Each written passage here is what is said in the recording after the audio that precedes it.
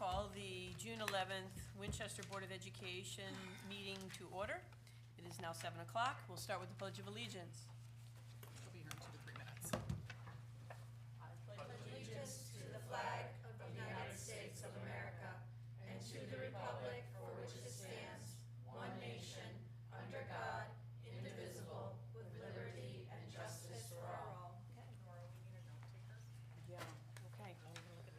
So typically, typically the minutes are taken by the secretary, being responsible per bylaw for minutes. So would you like to select someone else to take those minutes, or would you like to any volunteers? I'll do it if no one else is gonna do it. Jeanette. Okay. Okay, Jeanette will be minute taker. Okay, we'll start with roll call. Shane Centrella. Renee Waldron. Sandra Strubar. Nora McCarski. Jeanette Oh, Broder. sorry, I'm checking attendance. I apologize. That's all right. Tori Melanie Brady LaVetri. Shanley. And Tori LaVetri, thank you. Okay, first item is item number 4, agenda review, discussion, possible action. And we'd like to add 2 items to the agenda. The first being a discussion and possible action to add Holly Cassidy to the ad hoc superintendent search committee. We'd like to add that to item 14, new business and discussion, underneath C as item D. 14, item D.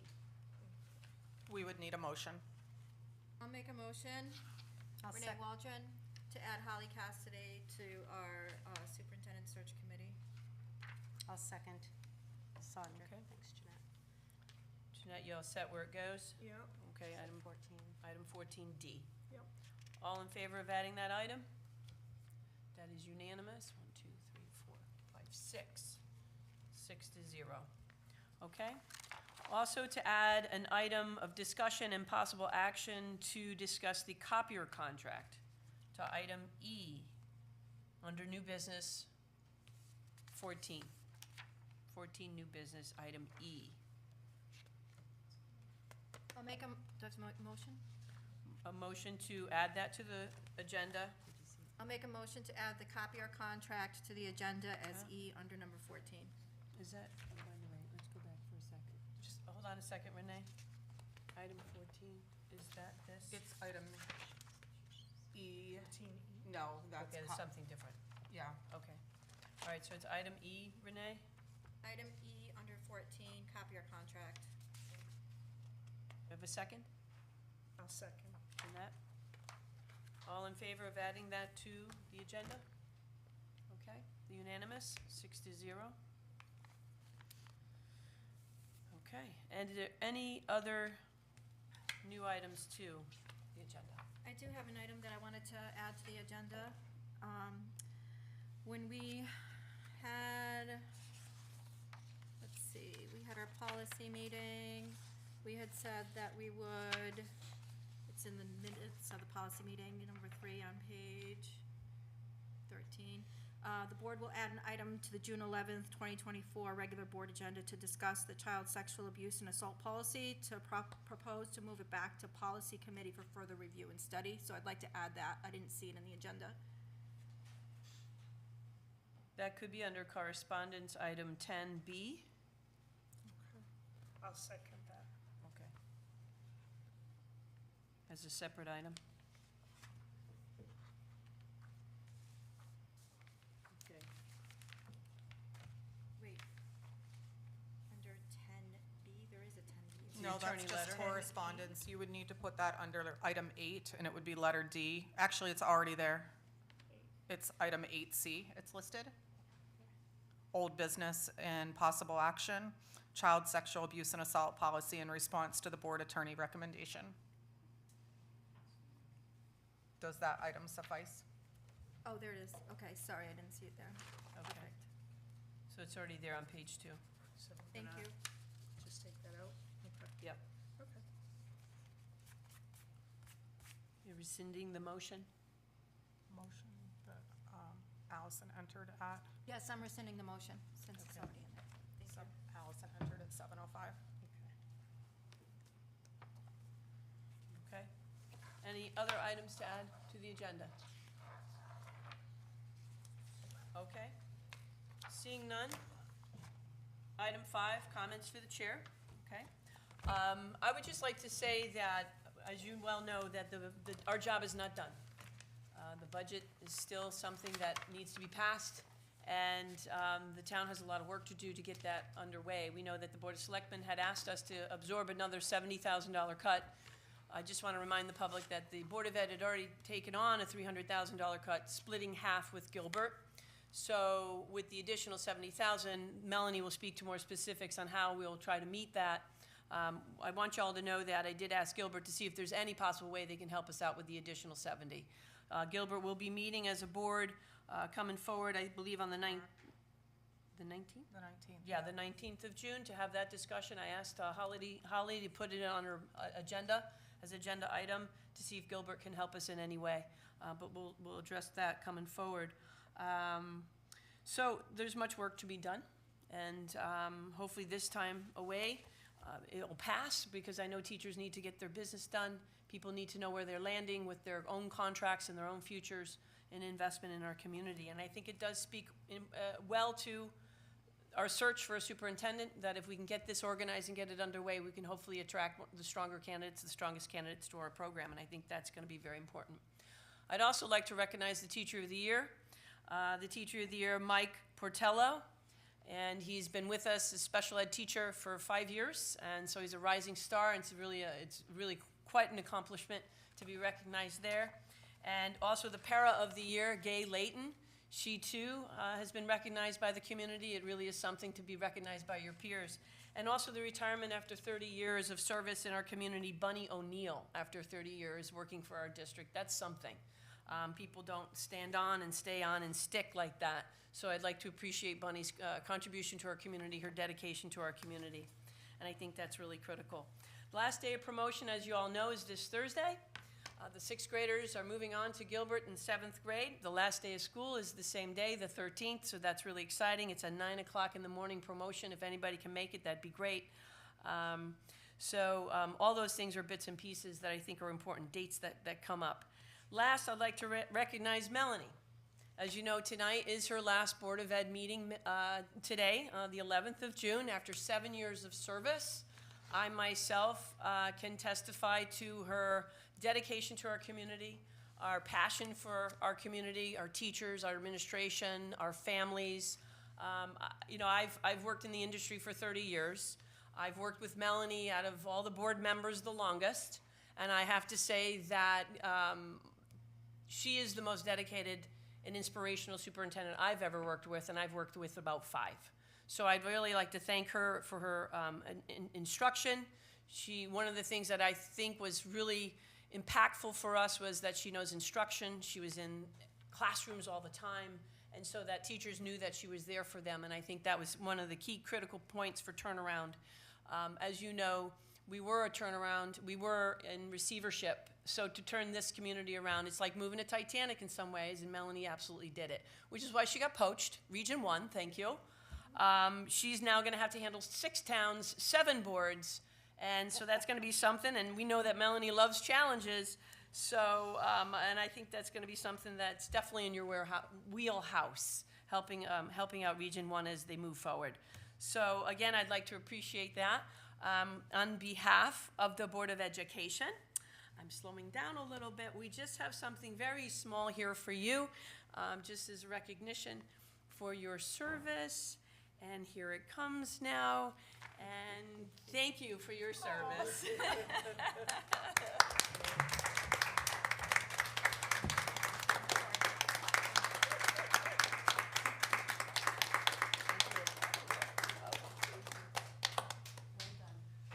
Very proud of you.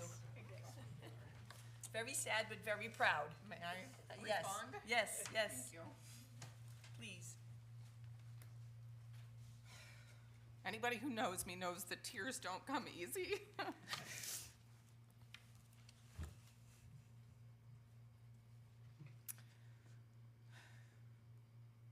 This has probably been, in 23 years of education, the most enjoyable job I've ever held.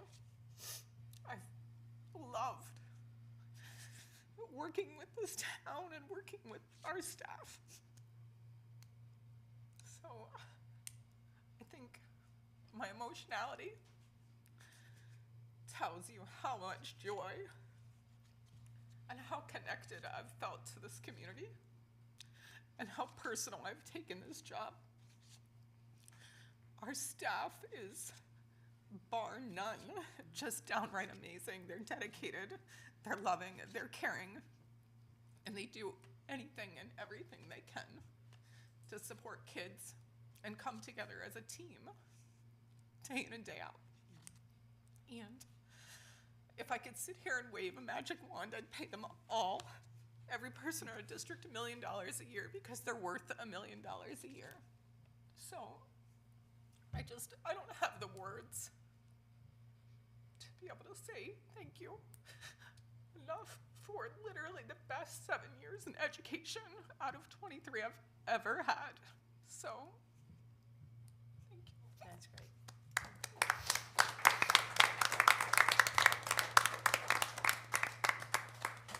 I was gonna say a little something for Melanie. So I wanna thank Melanie for her leadership, all her guidance, her unwavering dedication, and most of all, for the genuine care she had for our students. I don't know any superintendents who would stay until 1 a.m. at a Board of Selectmen's meeting to ensure no additional cuts were made to our budget, but she did just that last week. And that night, she was even out there cooking at the grill for the district's barbecue. This just proves Mel is never content to just sit still and always pitches in to help. Her power is so strong that just by the mere mention of the age and condition of our Pearson School boilers, the next day they decided to immediately retire. Just kidding. She didn't do that. They're 45 years old. I feel it. But in all seriousness, your impact extends far beyond any mechanical mishaps. Mel, you set the bar very high for your successor. Under your leadership, our district was pulled out of receivership and our test scores are on the rise, even after a global pandemic. You've left an impressive legacy behind. I hope we can continue to build on the solid foundation you gave us. While it's our loss to see you go, we take comfort in knowing that your influence will continue to positively impact countless students and their communities. Region 1 is lucky to have such a caring, talented person to lead their district forward. Our loss is their gain. We wish you all the success and happiness you deserve.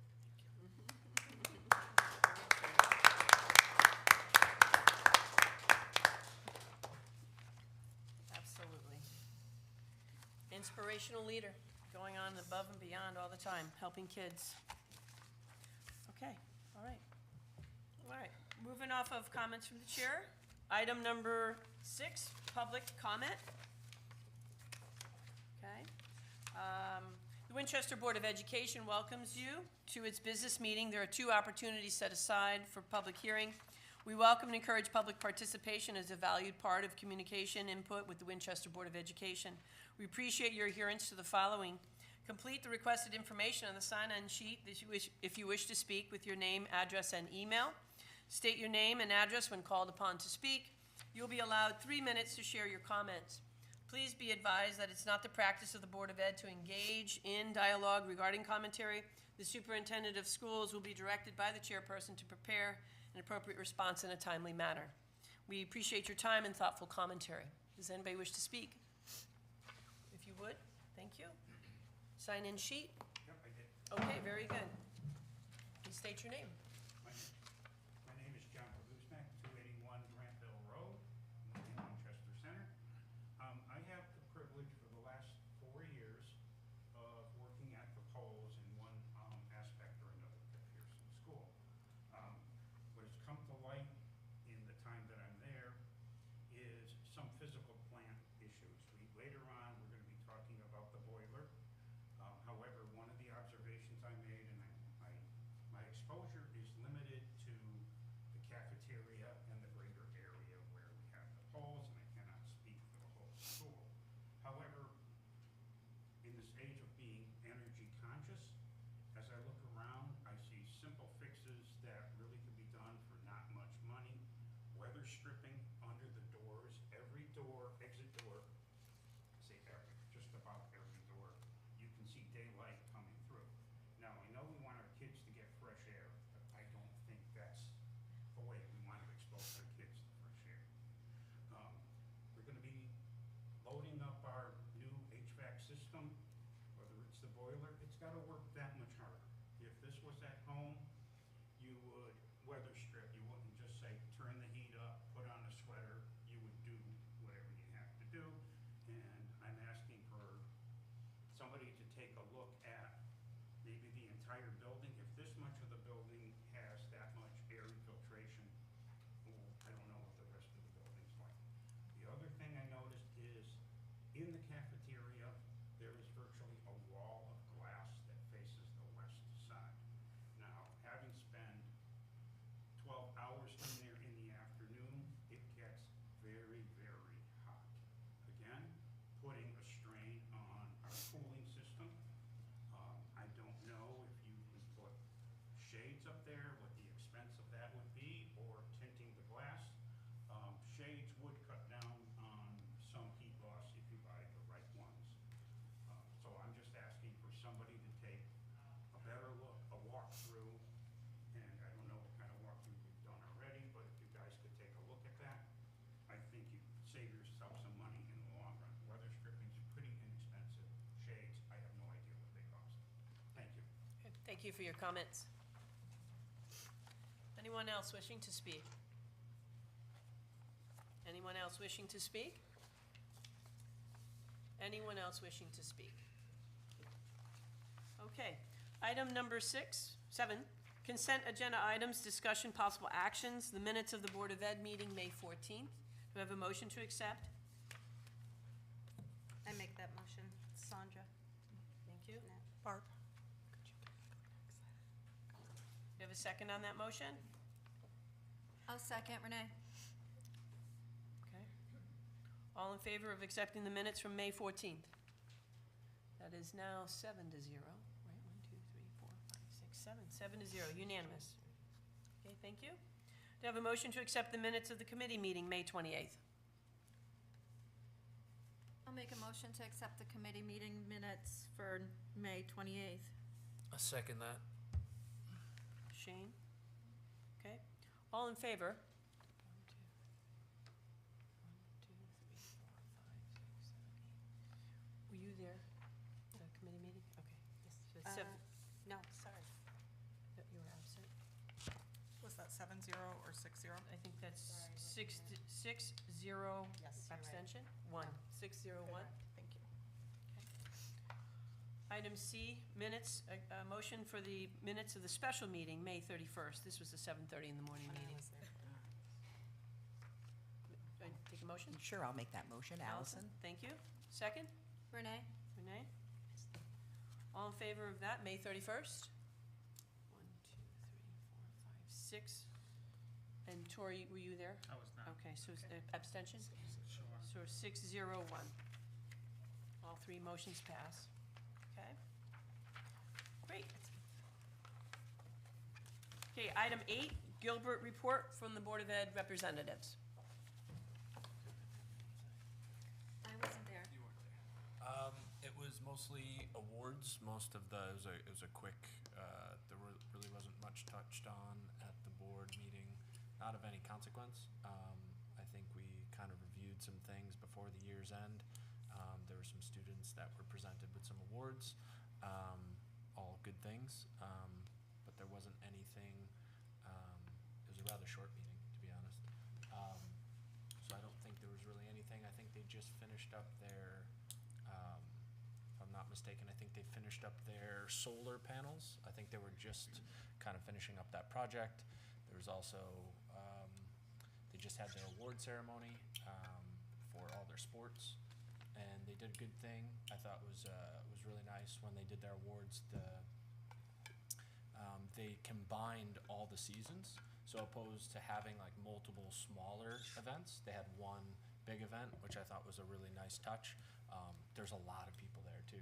There's probably, I think there was over 4, maybe 450, something like that. So probably getting the number wrong, but it was a good event. It was well attended and well run. So I thought that was a really good positive. I also went to they also had their awards event night as well just recently.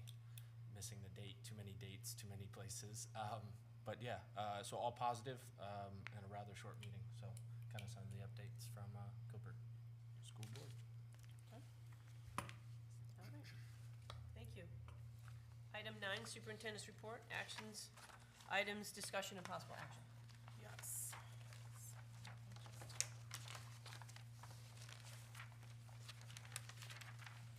So, under instruction for the month of June, we have been holding our biweekly attendance meetings, which we will celebrate those results tonight. All students in grades 3 to 6 have taken their SBAC examinations. Students in K to 6 have taken the iReady and their other local assessments. 4 students attended the national drone competition. They also, although they did not place, they had an amazing experience that I am certain that none of them will forget. Our administrators and reading specialists attended 2 Science of Reading trainings, and they also presented their end-of-the-year learning projects to that group. We held a meeting with the WEA to potentially discuss contracts. However, contracts will begin in August as opposed to now. All teachers and non-certified staff will have their end-of-the-year meetings by the last day of school. Several staff members attended a training on the new rules regarding Title IX.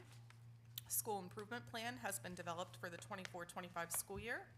727 people attended the district-wide barbecue, and it was beyond a huge success. I don't think our team has ever smelled like a cheeseburger or a hot dog. I know I have no interest in eating a cheeseburger or a hot dog at this point, but it was probably, it's always, since we started this, it's been my favorite event, and I think the thing that captures for me every single year is, you know, in between cheeseburgers, I look up and I get to see across that whole field of Pearson, and you see parents engaged with their kids. You don't see parents on their cell phones. You don't see any like distraction other than them enjoying family time, and it is just so unbelievably powerful to be able to see, and it just warms my heart when I'm able to see that, when nobody is distracted and the only distraction is your kiddo playing outside. So it was beautiful. And thank you to our many staff members that volunteered that night to be able to make that happen, and our cafeteria staff. We had a number of staff members that spent well into the evening that night, whether it was cooking, distributing food, cleaning up, overseeing bounce houses and activities outside. Everybody really pitched in and helped to make that a huge success. We've had all of our grade level ceremonies with the exception of 6th grade because they'll be done on Thursday. Our 6th graders yesterday, today's Tuesday, attended Boulder Ridge and had an absolute wonderful time for their end of the year activity. I've attended multiple town budget meetings and referendums, so we're gonna continue that process on Monday evening with our town meeting on the 17th. Following that meeting that night, they should, provided they move the budget forward, set a new referendum date. Likely that's going to be at the very beginning of July, depending upon when they decide to. I think the 4th of July holiday might play a little role in that, but it's expected to be in early July. I've met multiple, and I probably should times that by a few, you know, at this point, regarding the boiler situation. I do have a thorough report for you tonight to update you literally as of 5 o'clock this evening regarding the boiler situation. Continued to attend LCSA meetings, legislative meetings, and then third Friday meetings with the commissioner.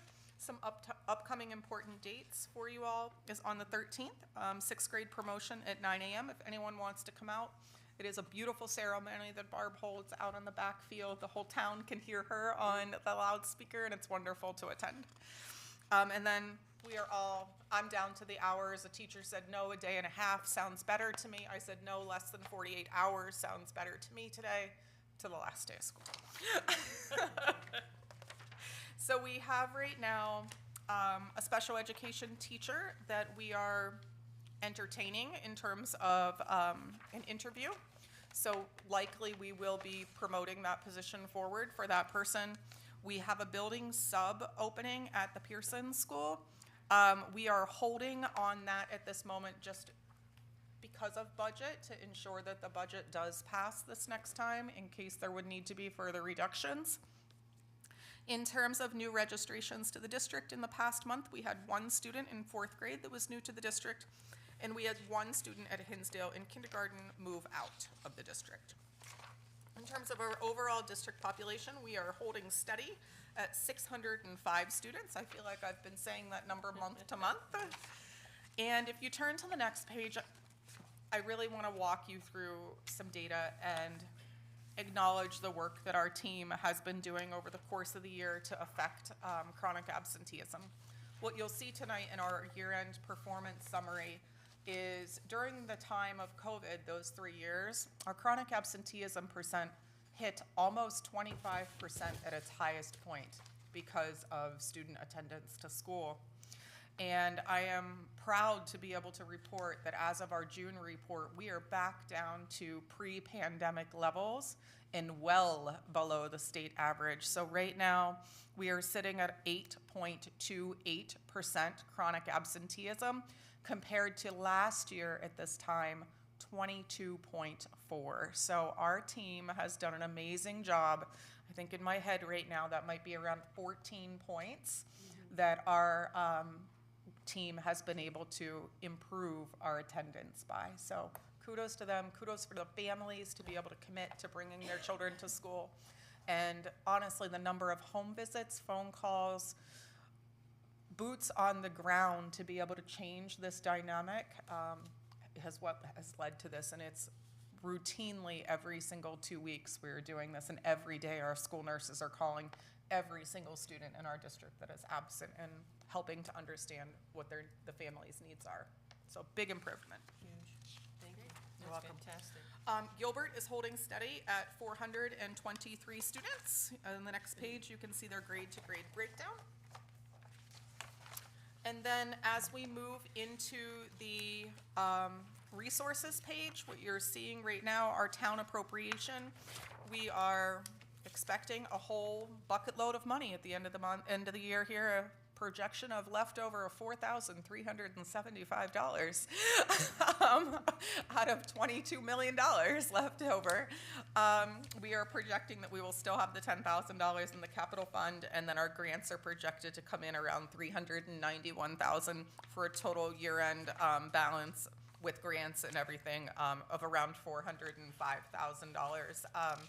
As you know, with special education this year, our grants have really been monopolized. We don't have the larger carryover numbers that we traditionally would have at this point. So that is one thing that we will continue to struggle with, going forward. On the next page, what you can see is this is the appropriated budget breakdown through the end of May. And you're seeing that wages and overall personnel expenses are at about 2% right there. You'll see that professional technical services has a bit of a deficit there. You will see, though, that we're saving $115,000 on property services, so that helps to kind of level some of that. We also have a bit of a deficit at the out-of-district transportation. This year, one of the things that Cassandra's office has done is they have basically gone out to bid on every single student, on every single transportation vendor to be able to impact savings for next year. And, as Cassandra and I went through those numbers the other day, we were really able to impact sometimes on like a $200 a day savings on some students. So, you multiply that across multiple students who are in out-of-district placements, that's a real savings number that should be coming to fruition. And then as you go down through the rest here, what you're seeing is that overall, we're expecting everything to kind of balance out at the end to be, very close to 0%, which it is a 0% when you look at it numerically, with a leftover amount of $4,375. The one thing, I know I sent the board an email, but I do want to bring this to your attention, is around the 2% non-lapsing fund. There is recent legislation right now. So prior to this recent legislation, we had our 2% non-lapsing fund, but in order at the end of the fiscal year to be able to put any money into that account, you would need to go to the Board of Selectmen and receive approval to be able to deposit up to 2% of our budget, which for us is right around $400,000. So this year, what will happen is whatever is left over in the appropriated budget due to this new legislation will automatically allow the board through a motion to be able to deposit that money into the 2% non-lapsing fund. You will not need to go to the Board of Selectmen level any longer. So the board will need to legally make a motion to be, once you determine what the final number is, to roll those funds into the 2% non-lapsing fund. When is that typically? When the year closes, which would be September? I would say your September board meeting is probably when you're going to, because one of the things that Nancy will work on over the course of the summer, and in particular, it has a lot to do with special ed, unfortunately, is some of the vendors that we use are a little slow to be able to invoice, and then we have to pay out those invoices while we have the money encumbered for those funds. It's not spent because we don't have an invoice to be able to account for it perfectly. So we have to wait for those invoices to come in. And in some cases, we have to go out and reel them in and really put a lot of effort in around that. In the non-lapsing fund, what you will see there is that we will not have a balance at the end of the year for the non-lapsing fund. Medicaid and wages, we will not have a balance, and that is typical. Whenever you go into the grants on the next page, you can see what carryover is left over versus, you know, I'm not gonna go into all 40-some grants, but you can see on the far right-hand side what the projected balances are of each of the grants that we have. Our daily meals volume, we have seen a slight increase in meals volume. We're hoping that, you know, as we continue for the next day and a half, the kids still continue to eat their lunch and breakfast. Right now, we are projecting, you know, for the first time ever, a $16,599 deficit in the school meals program, which we're going to have to cover probably through like the 660 fund to be able to balance that off. So that is something that will need to be handled, but that can't be handled until the year end is closed out, and part of that process is the transfer happens. No, the food service reimbursements for the National School Lunch Program usually run 2 months behind in the actual month. So it really will not be until September that we'll have a hard number. Yeah, so Late that's just, September. yeah, that's something to definitely watch for the month of September. So that concludes my initial reports there. I got a couple of questions. Sure. First, kudos to the attendance. I have colleagues who often say you can't teach an empty chair. So I think this is a testament to the energy and efforts, and I'd like to thank everybody in the community in helping our students get to school. And it also engages our families, and I think that's critical. That's teachers, administrators, schools, and families are like bookends. And if you don't have one of those ends, you lose the child in the middle. So I think that's kudos to you all. That's the first step in achievement. And I think that's fantastic. The SIP plan that was developed, will we have access to that? Would you? Yes, Okay. so what I would anticipate is that during your August board meeting, because your SBAC scores are not available publicly right now, we can't release, we know what the SBAC scores are, but we can't publicly release those scores. Plus, we also don't have the growth scores yet, and those usually aren't released until August. So I would anticipate for either the August or the September board meeting that the school improvement plan should be coming forward once that data is solidified. So it really depends on when the State Department releases that data publicly. Because the data's in that plan. Yes. Okay, and the data's sequestered until then. Correct. Okay. But as I promised you, I wanted to make sure that we got all of that work done in preparation for being able to hand off to the next person. Great. And the last question I had is page 29, the food service piece of it all. Last month, it was about 9,000 in arrears, and now it's 16 in a month's time, so we have to stop the bleeding. Yes. Any ideas? So, well, one of the things on the agenda tonight is to raise the Right. cost for breakfast and Right. for lunch for the second meal. Okay. And that's not gonna be huge. I'm also working with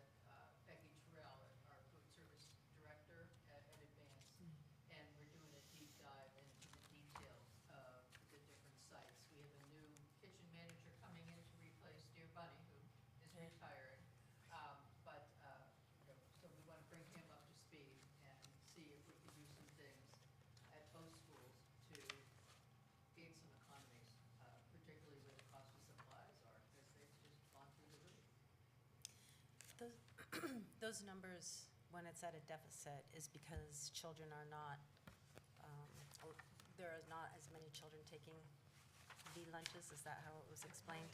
It's a combination. Okay. It's a revenue side Yep. and an expense side. And both, the revenue side is down and the expenses are up, which is a bad combination for a lunch program. Sure. So we need to get the one up and the other one down. And the new food service person who's coming in over at Hinsdale has a lot of experience behind it. So we're hoping he's going to bring in some interesting ideas to engage the children more and hopefully beef up business there. The last meeting, you mentioned that the food products, like papers and food, forks, knives, all that pricing is going up as well. Yeah. Paper goods, yeah. Yeah. Okay. Not only that, I mean, if you've been to McDonald's recently, you'll notice that you can't take your family without $40 to $50 at McDonald's any longer. You know, you used to be able to feed your family of four for $15, $20 at McDonald's, and it's $40 to $50 right now to go through the drive-through line. So, you know, you look at that cost that the food itself is costing, and, you know, it's exponential, you know, at our level also. Very true. Thank you. Paper goods are just forks and knives. We don't use paper plates. They have lunch trays, don't they?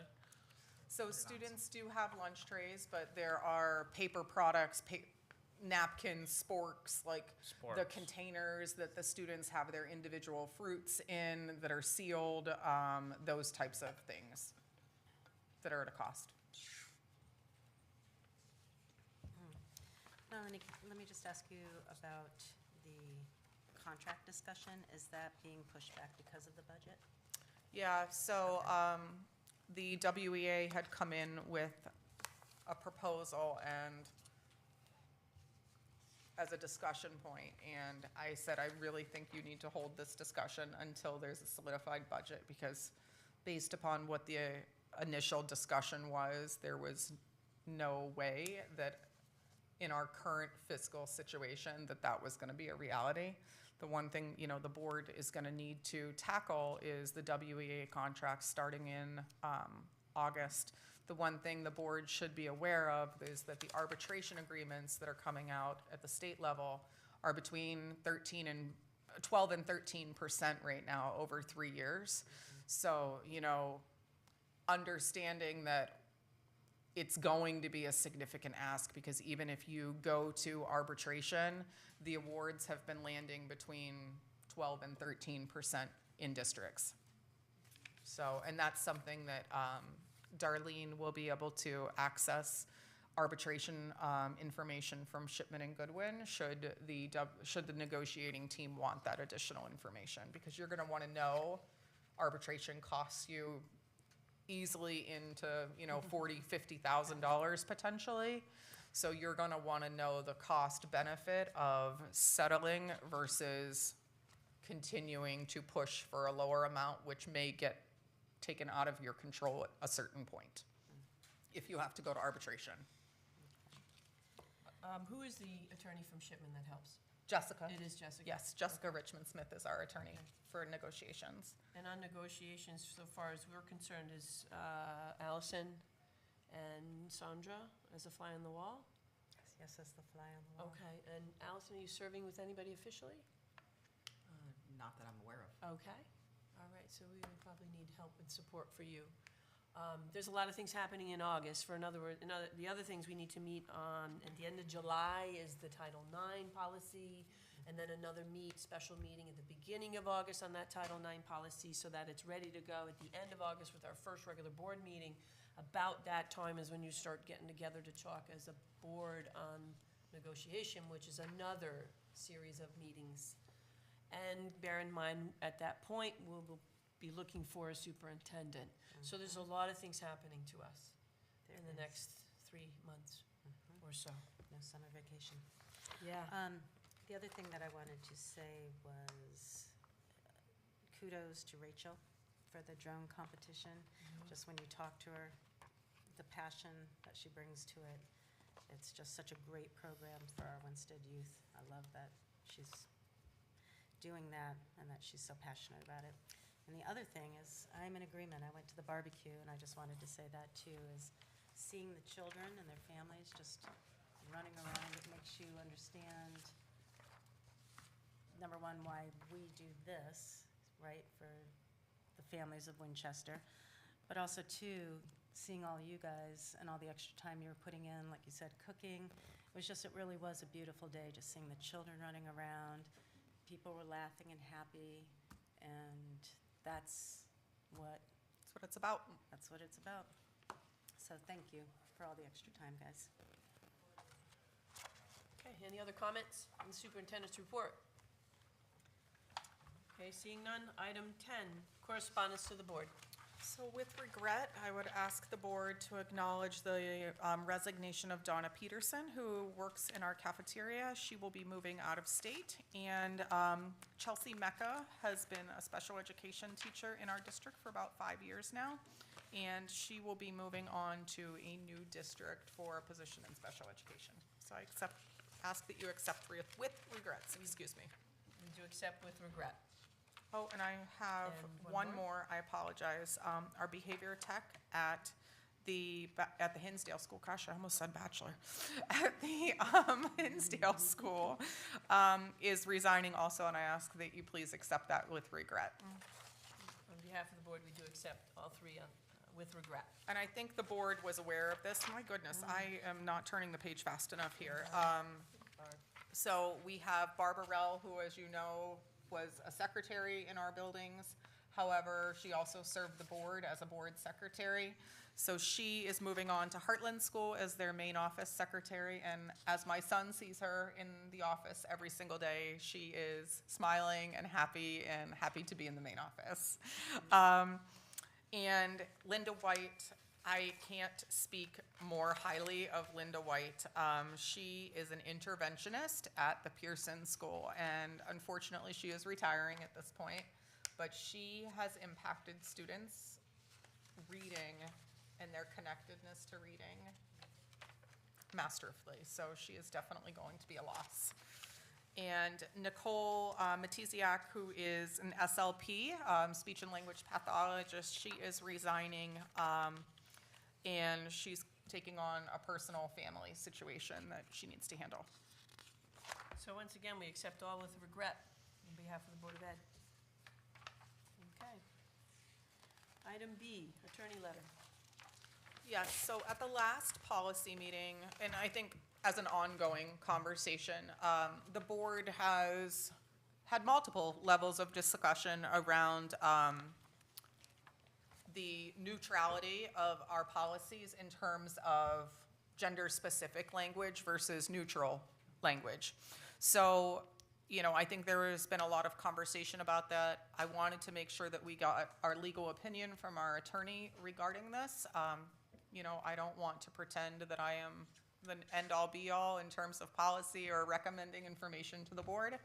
So I've put it in as correspondence for everybody today, and she responded with the fact that below are some bullet points highlighting the legal underpinnings of the gender-neutral language and related provisions in Shipman's Wallace policies.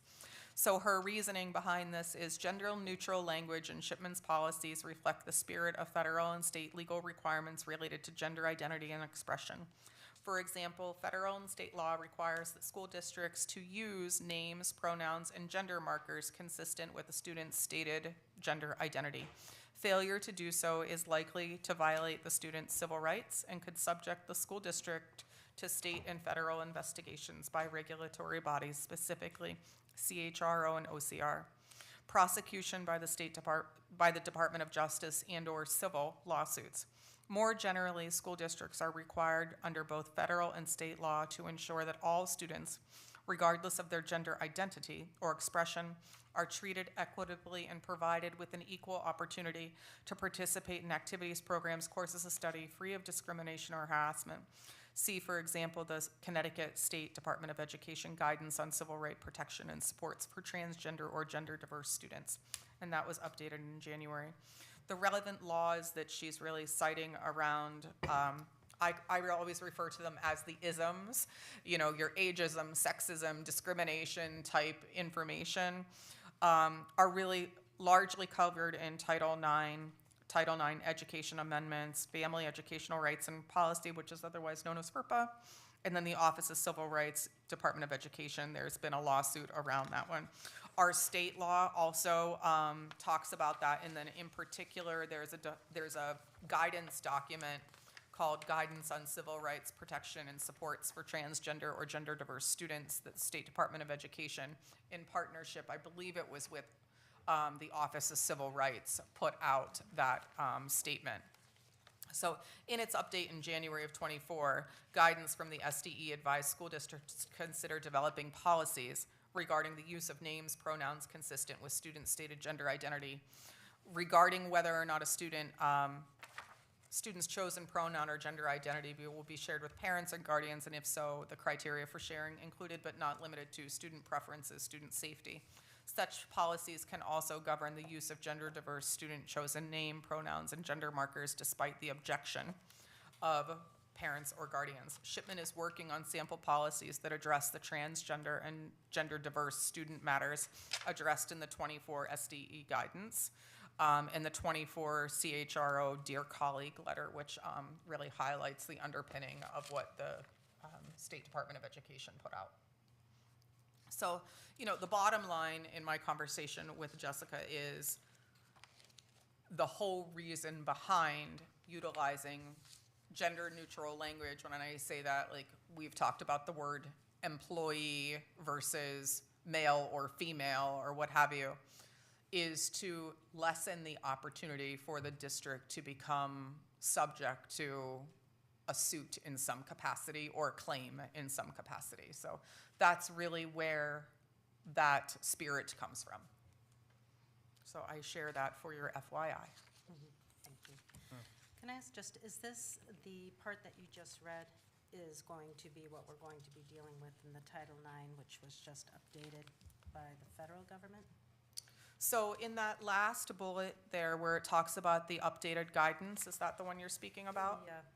So that guidance there is not mandatory that you have a policy regarding the usage of names, pronouns consistent with gender identity. That is an option that should a district want to have that type of a policy governing that. The bottom line is federal and state law will trump, you know, if you don't have a policy in place that directly speaks to that, then you must abide by federal and state law. What you can't do is go against federal and state law in your written policy should you want to develop one. So we don't need to develop a policy? we You can do just- not, but you do need to follow the stated law. That's the bottom line. So I just want to make, is there, just in the second bullet point where it says, the criteria for sharing, including but not limiting to student preferences and student the use of a gender diverse student's chosen name and gender markers despite the objections of parents or guardians. That is the new federal law? No, that's been standing for quite some time. Okay. Can Is I there an just age state- limit on that? No, there is not. So it can go anywhere from K to 12, where a parent would not be informed. And I think, you know, the reason they do that and the way that this speaks is that student safety piece. You know, you have in some cases families that are very, very open and very supportive of a child and, you know, their potential choice, whatever that may be. But then you may come into a situation where, you know, a family is not open to that experience that that child is choosing to take on. And that could be a safety concern for that child should, you know, a principal or a social worker say, you know, your child is identifying as X, Y, and Z. That could trigger a safety issue potentially for a child. So I just want to make sure that I understand. So say a first grader could decide that they don't want their parents to know, and then the parent does not have to be told that the child is changing their name I think or gender? I would want to read specifically around that language. I don't want to misquote or misunderstand, but if I'm speaking in very broad generalities, not speaking about age in particular, the spirit of the law is really around the fact that, yes, children can identify as something that they are not. They can elect a name that may not be their given name, and that is to be respected by law, by school employees, And then following the it's- statute. And then it's up to the child. It's, that is making that decision that their parent is not told. Who makes that decision?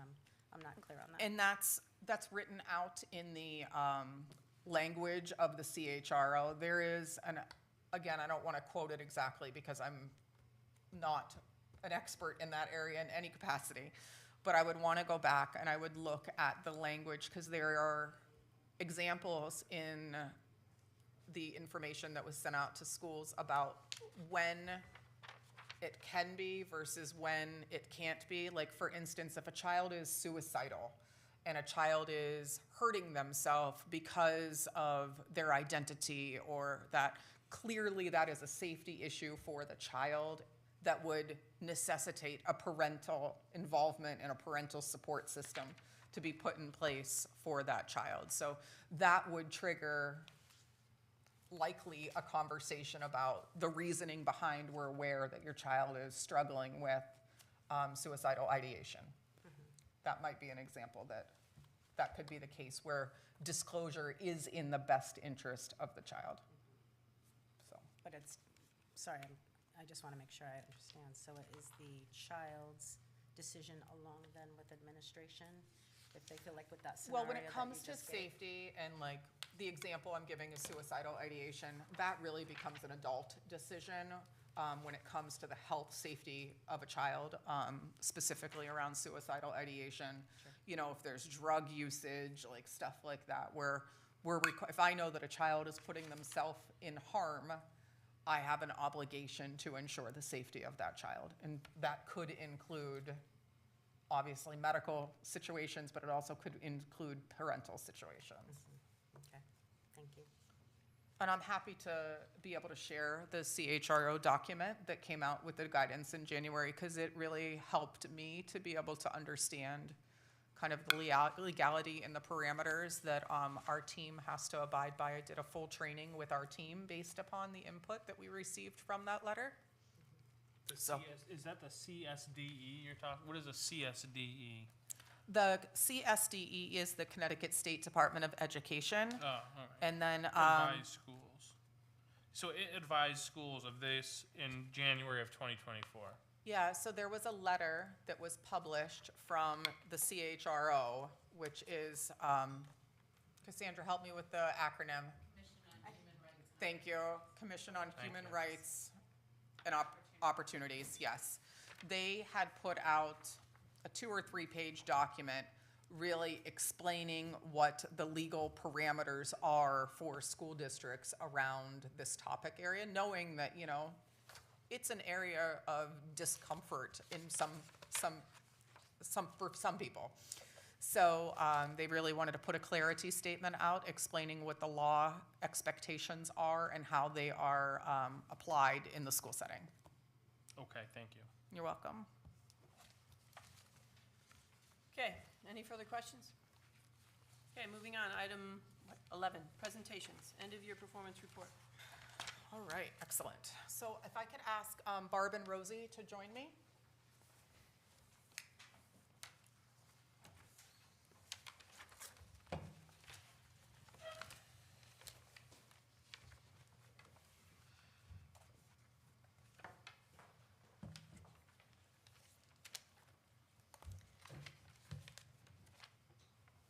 I can turn my head this way.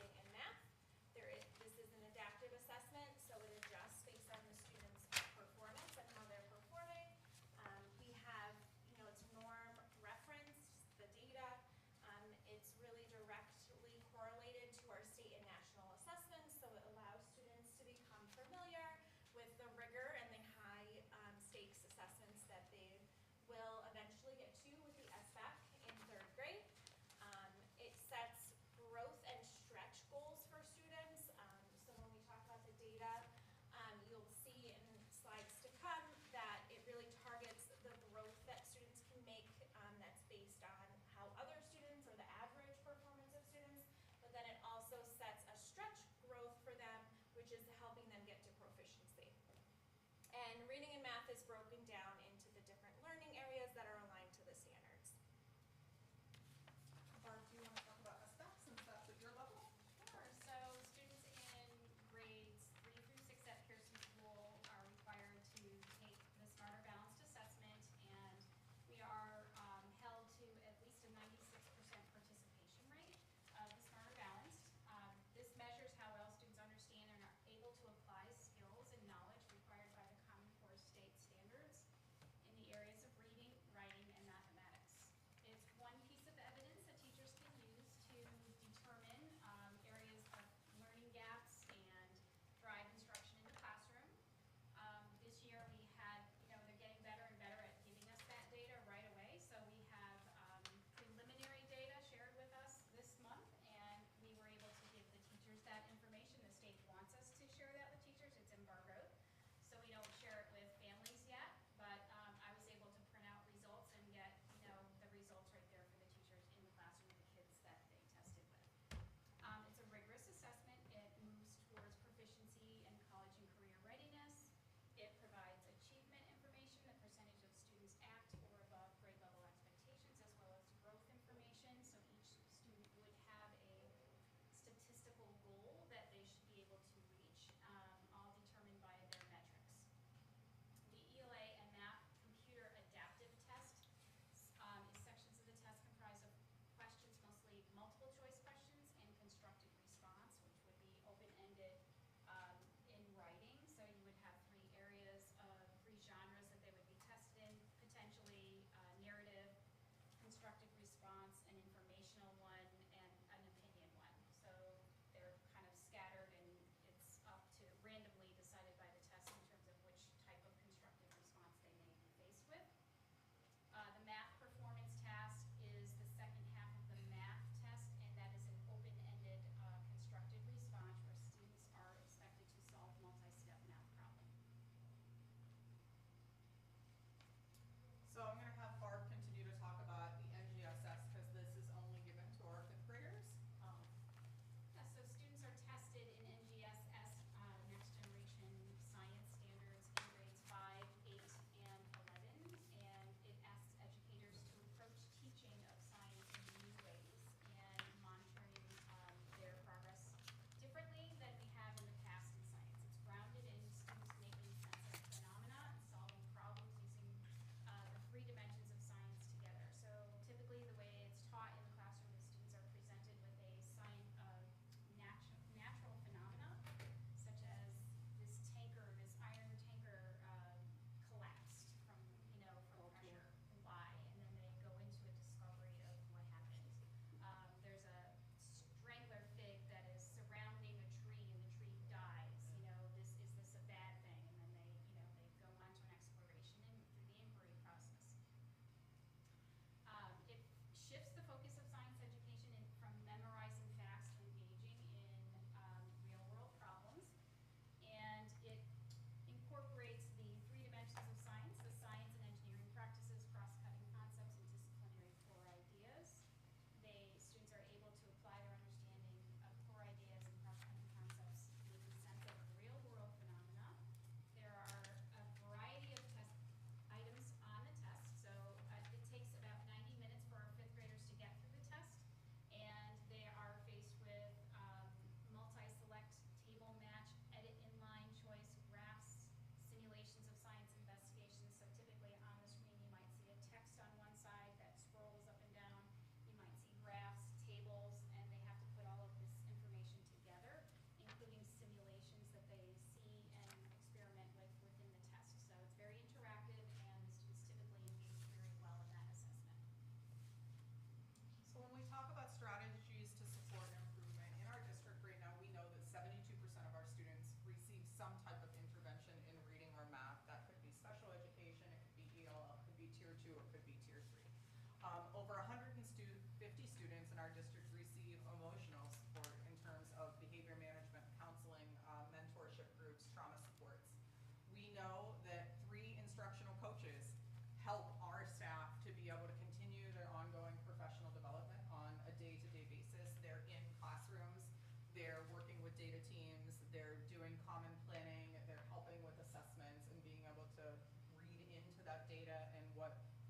strategies students need to be able to improve. And then we obviously have our tier 2, tier 3 reading and math interventions, in which our interventionists are putting in together. 100% of our students in K to 6 are on the Pathways program in iReady, and I think you will definitely see the benefits that we are garnering from this particular experience for students. It is helping them to be able to close their individual achievement gaps. And our embedded kindergarten teaching assistants, I don't think Rosie can speak more strongly about the importance of them. We know that when you put 25-year-olds in one singular room with one singular adult, you may not last the 7.5 hours that you are in there. It takes a very special person to be able to do that job. So our kindergarten assistants are in there, not only to support instruction, but to support their social development and enculturation into what classroom expectations look like. Because not all children come to school ready to learn and ready to access information. So it's really starting with what are the skills that students need to be able to enter the classroom successfully, not just to learn, but to engage and interact appropriately with their peers. And then frequent monitoring of SRBI interventions, and that is those tier 2 and tier 3 interventions that you heard me speak about. I can tell you that I see Barb nearly every single day of the week, starting at like 7:30 in the morning, meeting with teams of teachers and talking about tier 2 and tier 3 interventions and what needs to be happening for students and how to adjust their programs to be able to further support their closing of their gaps. So that is happening at the very early hours of the morning because we simply just can't fit everything into 7.5 hours. So really what you've all been waiting for is we're very, very proud to be able to report these results, because coming out of the pandemic, you know, is really, while we held our own coming out, it still was disheartening to see some of the work that we've done, you know, take a little, not a nosedive, but, you know, dip down further than we all felt comfortable with. So I'm happy to see those results pulling up now in all aspects. So when we look at school improvement goals, we have generalized information that I can share with you, and you can lean into this however you want, knowing that results are embargoed. I can tell you that when it came to our school improvement goal in math, we met that expectation and the goal that we set for ourselves this year. When it comes to reading and the expectation that we set for ourselves at the beginning of the school year, we met that expectation. In science, we have exceeded our expectation. And with chronic absenteeism, I don't think the word exceeded, I think blow it out of the water more appropriately covers it. We have really dramatically exceeded the expectation around chronic absenteeism. You know how school districts are rated using a certain formula in the state of Connecticut? This will factor into it. 100%. And as Barb is my witness, last week I was playing with the school accountability That's it, table. school accountability. And our results, should they continue to be what I've kind of predicted them to be, you'll be extremely pleased with your results come the fall. Okay. Dramatic improvement on the fitness test. So yeah. the fitness test is a hidden factor on your school improvement plan. If you don't have near 100% participation on the fitness test, your multiplier on this algorithm is further reduced based upon your participation. So this year we had reached the 100% and got the full multiplier available to us. But on top of that, our physical education teacher, in partner with Barb, really had some targeted response to our physical fitness test results and drove our kids to perform at 91% proficient on the physical fitness test, and even including the PACER, which is nobody's favorite test. I actually ran the pacer with a student that didn't want to run Monday, and my lungs were burning. It's rigorous. And happy to report, I believe that student passed the PACER test. So, And this is not that traditional presidential physical fitness. This is totally different, this it's fitness test. similar, Okay, but but it's not the same. slightly exact. different. It's not Gotcha. exactly They go correct. back and forth, and Yeah. it gets faster and faster, so they have to run from one length of the gym to the other, and they have to start when it beeps and turn around when it beeps, and it goes faster and faster until they get up to 25 laps, and then it stops. Should do that for adults. So I'm going to talk to you about chronic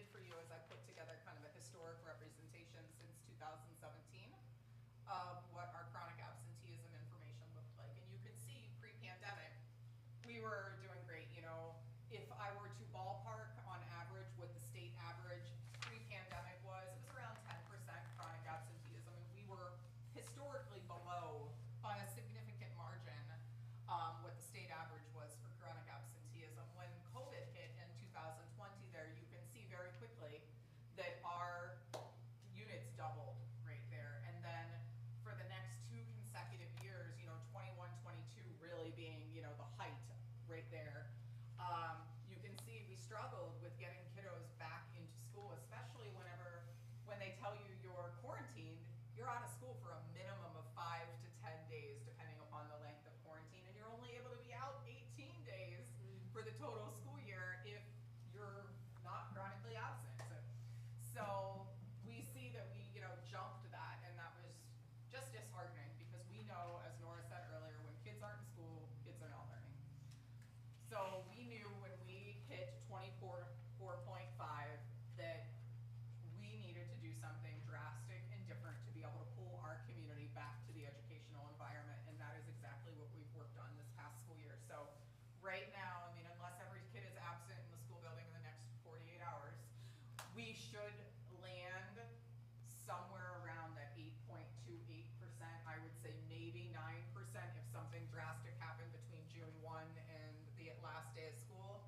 But I would be hard pressed to say that you should hit a double digit right there. I'm really projecting that that is the ballpark that we should be in. And that is to be commended, because our teams, from special education to the nurses to our admin, social work teams, have worked tirelessly day in and day out to be able to get kiddos back in the classroom, and to get parents to understand the importance of sending them back into the classroom. So I'm going to turn it over to Rosie right now. Rosie, just let me know whenever you would like to flip forward. Sure, so we'll start with Hinsdale's end of year for math. So we are happy to report that we had 50% of our entire school that was at or above grade level in math. In kindergarten, we had 79% of kindergartners that met grade level or were above grade level for math. We had 47% of our first graders and 33% of our second graders. So we are really happy with the growth. When we look at our average school mid-year, we were about high 38, I believe was the exact number, low 40s with students that were at grade level. So we really made a significant jump in mathematics. You can see at the bottom there, that is each of the areas that are assessed in the mathematics portion, and we can see those green bars are the bars that we want to see moving over, and all of them have. And so we're happy with that progress. You know, red is where we don't want to be right now, and you can see that we have only 5% of our students performing in that area. One thing that I do want to point out, just as a generality, when you see that yellow bar, those are our tier 2, tier 3 kids. Those are our kids that are our absolute target for next year, about kids that need intervention. They're within range of reaching grade level. They are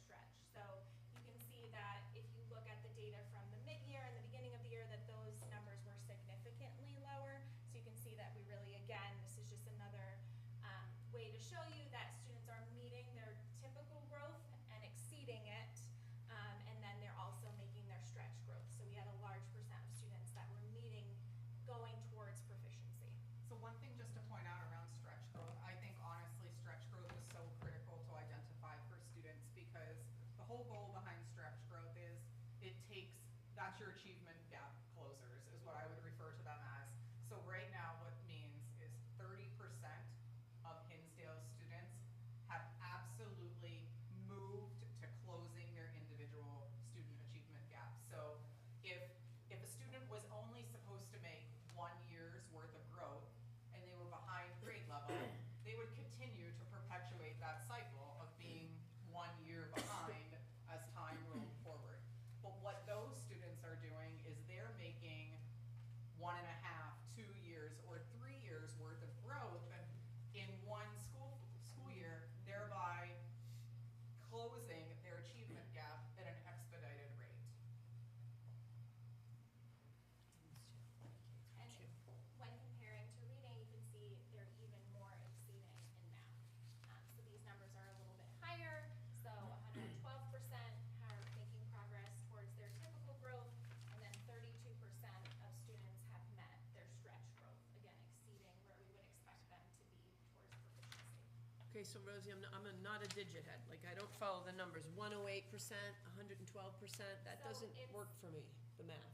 Yeah, so if you look underneath there, it explains that, the typical growth for the school is 112%, so that's an average of the annual growth for a student. So we've succeeded. Beyond So what, if Beyond what? your growth goal was every kid has a growth goal of 100%. yes, okay. But the average, the median for the students in the school is that they are growing 112% in mathematics. more than you So expected. they're more than what you Got it. expect. Okay, Does that make sense? yep. Okay. So we set individual goals for students, and iReady helps us do that. So each student has their own goal that they're set based on their baseline, and it adjusts, again, as I had said earlier, based on how they're performing. So this is showing you that, students are exceeding what we would expect them to for their growth. So you're finding this iReady helpful, is it because you get these lessons that pop out to remediate, right? Is that the big winner of this? Yeah, so I think the feedback that we're receiving and what we're seeing is that with the MyPaths, students are able to engage in this online platform in an area that's specific to them. So teachers can monitor that, they can assist, there's lessons embedded in there that they can do with students, they can assign certain lessons within there. So it's very individualized, and it also, leads to, specifically in my building, some additional information for their small groups when the teachers are running individual groups with students. For Pearson? So in end of year meetings with teachers, there's been a lot of celebrations, and the overall idea here is iReady something that's going to help us? Is it going to be applicable to the students? Are these skills that they're able to show in iReady going to transfer to the Smarter Balance test? Is it going to transfer to a better understanding of math and reading? And is it reliable? Is it a valid test? And so the first thing that I wanted to do was to look at the comparison of our Smarter Balance percentages of kids at grade level proficiency, compare it to the end of the year results at Pearson. And what we saw, and there's a lot of research behind iReady, there are many districts across the nation that are using it with success. What we saw was we were within 3 or 4 percentage points for reading of proficiency, and within 10 percentage points in math. Math and reading were both higher on iReady, but iReady has a wider band of green. So the green is representing early on grade level, or and the green shaded is at or above grade level. So whereas the Smarter Balanced has 1, 2, 3, 4, 3 being proficient, 4 being above, they're measuring who's at 3 and 4 versus iReady who's measuring who's approaching 3. So the kids on the cusp there on iReady might be in not quite at grade level on Smarter Balance. So there's just a wider acceptance of grade level on iReady. So we see a little bit of a higher percentage, but we're seeing a very tight correlation. So it's predictive and it's helpful to us in that way. I think, Barb, if I could add to that conversation, I think there's also a level of familiarity. So they get the SBAC examination 1 time per year, and they don't have the day-to-day exposure to the tools that SBAC has, and then they do have day-to-day exposure to iReady and to their MyPath,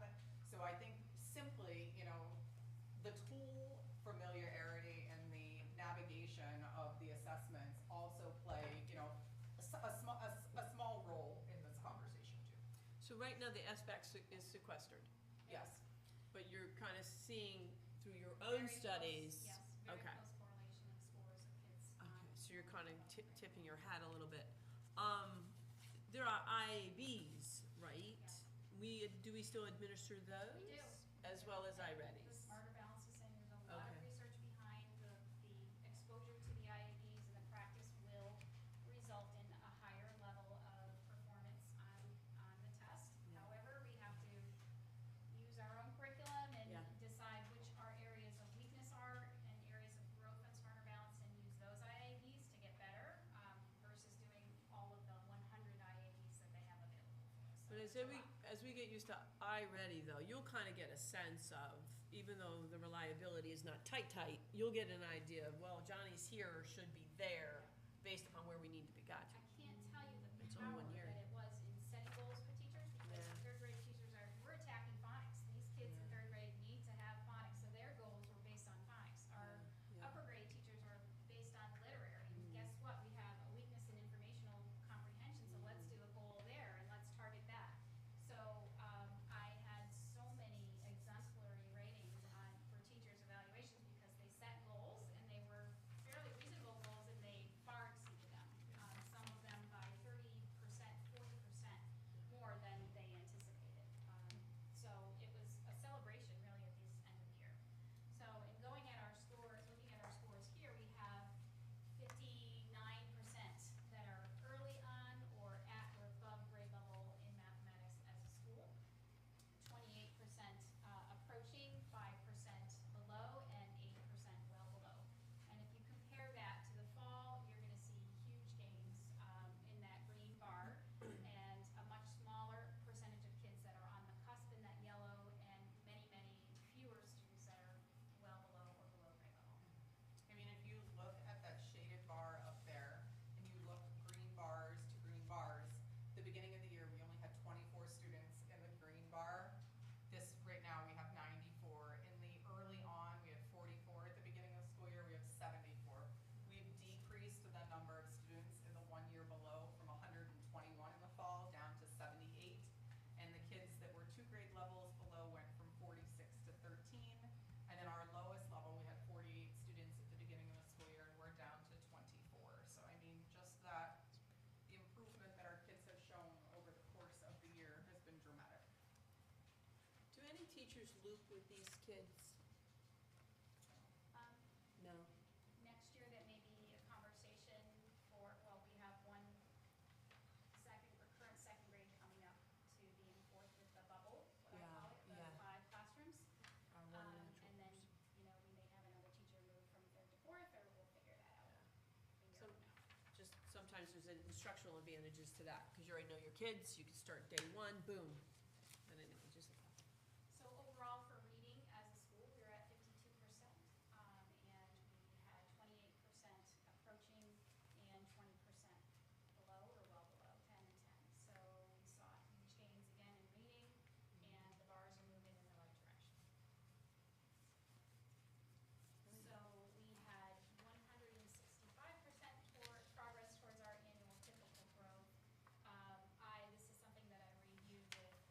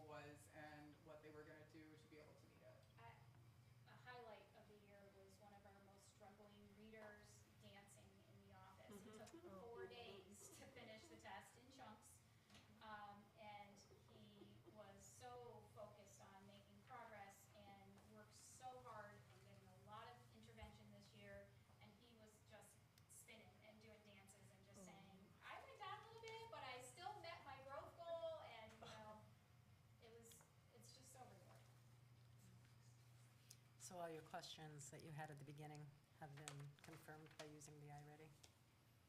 Yes. Yeah. And we had 128% towards typical growth in math, and then also 63% meeting their typical growth and 36% meeting stretch growth.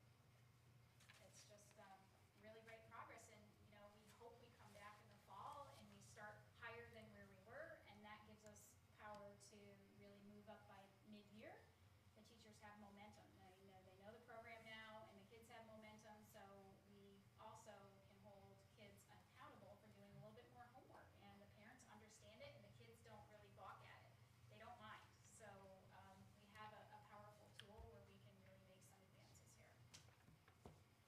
So parents will be receiving a diagnostic results report for reading and math for any child that took the iReady. And, as you've seen, I shared with you this particular document that I marked up from the January performance there. At the top there, it's going to tell you the school, the subject area, when they took the test, in terms of diagnostics. And then when you look at, the bottom there, that blue bar, it tells you, diagnostically where they're at. This particular example here is early 4th grade.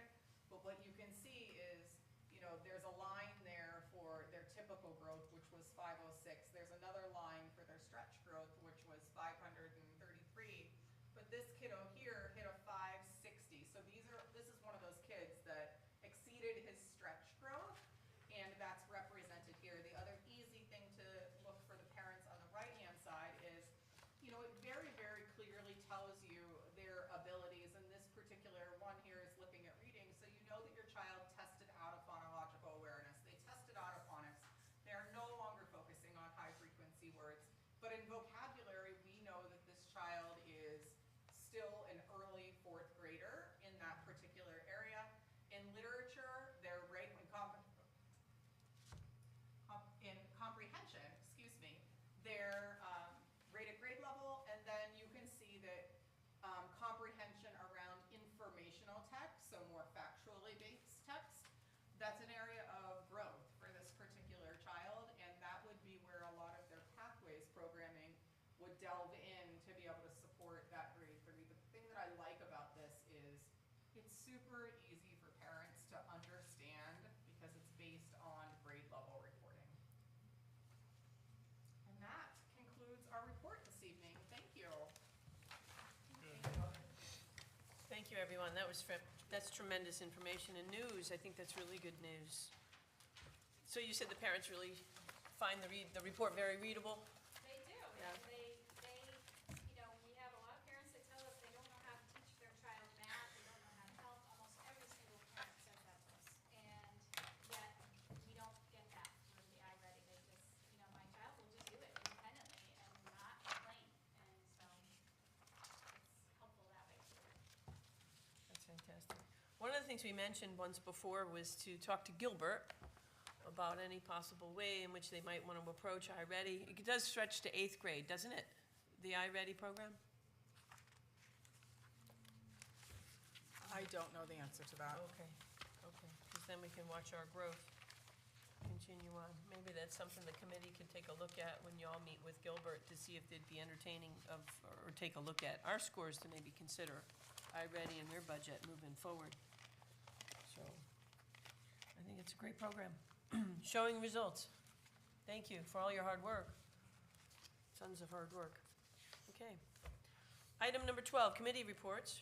Report of progress of the Permanent Ad Hoc Search Committee for the superintendent. Yes. Well, we've chosen an interim superintendent that we will be talking about tonight, and we're meeting tomorrow, right, for our first meeting at 7 o'clock here. It's going to be in the Blue Room with Mary Broderick from CABE, and so now we're beginning the process of looking for a permanent superintendent. Okay, And that's all I have. that's it? Yep. Okay. Report of the Security Ad Hoc Committee that we had created back in the fall. Chori? As we discussed previously, we realized that it wasn't kind of in the budget to have a security officer this coming year. But, and now that we actually have different, people on the board, I think it's time to see if anyone else wants to be on the committee. Shane, was on it and has left us, and we kind of have a whole new board here. So I'd like to talk about, seeing if any of the new members would like to be on it.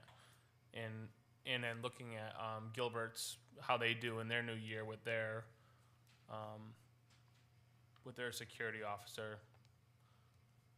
We'll go from there, but nothing to report at this time. Does Gilbert have a security officer? They will have one as of this year.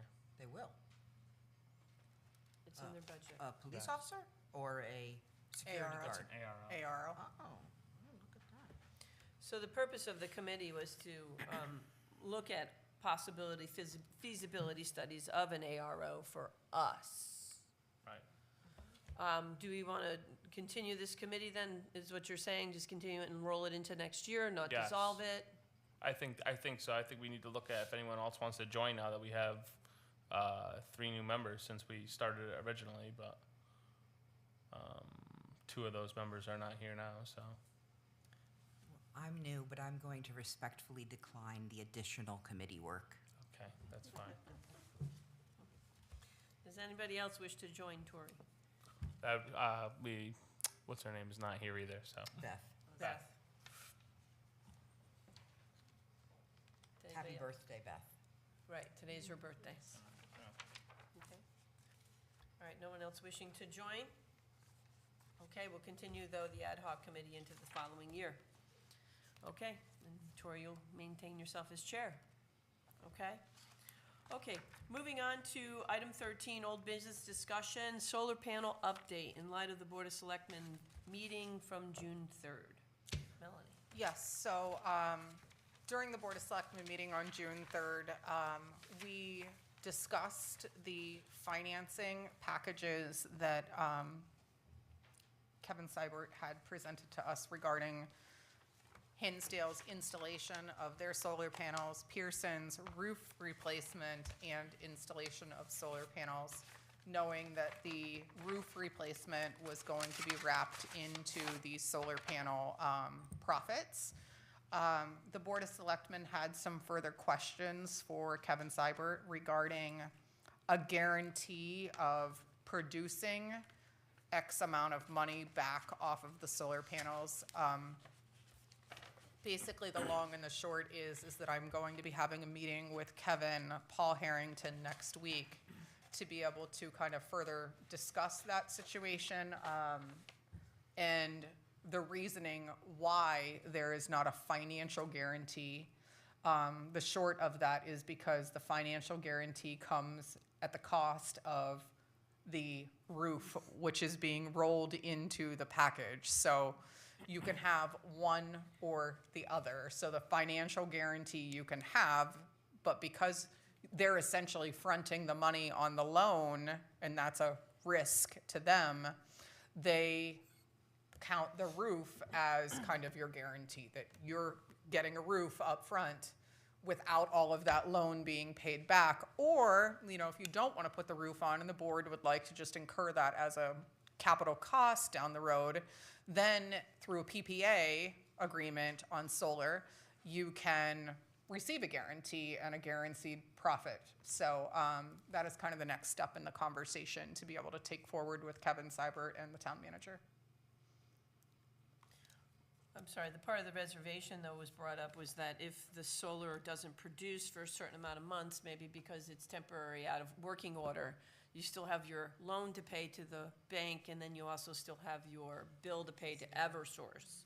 So we needed a little bit more. And that's what we were Yeah. referring to in terms of the guarantee. You know, it's kind of like, you know, if you're an employee and you break your leg and you're out of work for 10 weeks, you know, there's always a risk that you could be out of work and you couldn't be having a paycheck. So you have a rainy day fund to be able to say, like, okay, I can sustain my bills for X amount of money. You know, if I need to be out of work. So this is kind of the same thing. If the solar panels are sick and they're not able to go to work and produce money for us, you know, we still have a responsibility to be able to cover those loan costs associated with those panels during that time period. Is there like a third-party insurance we could purchase to provide that?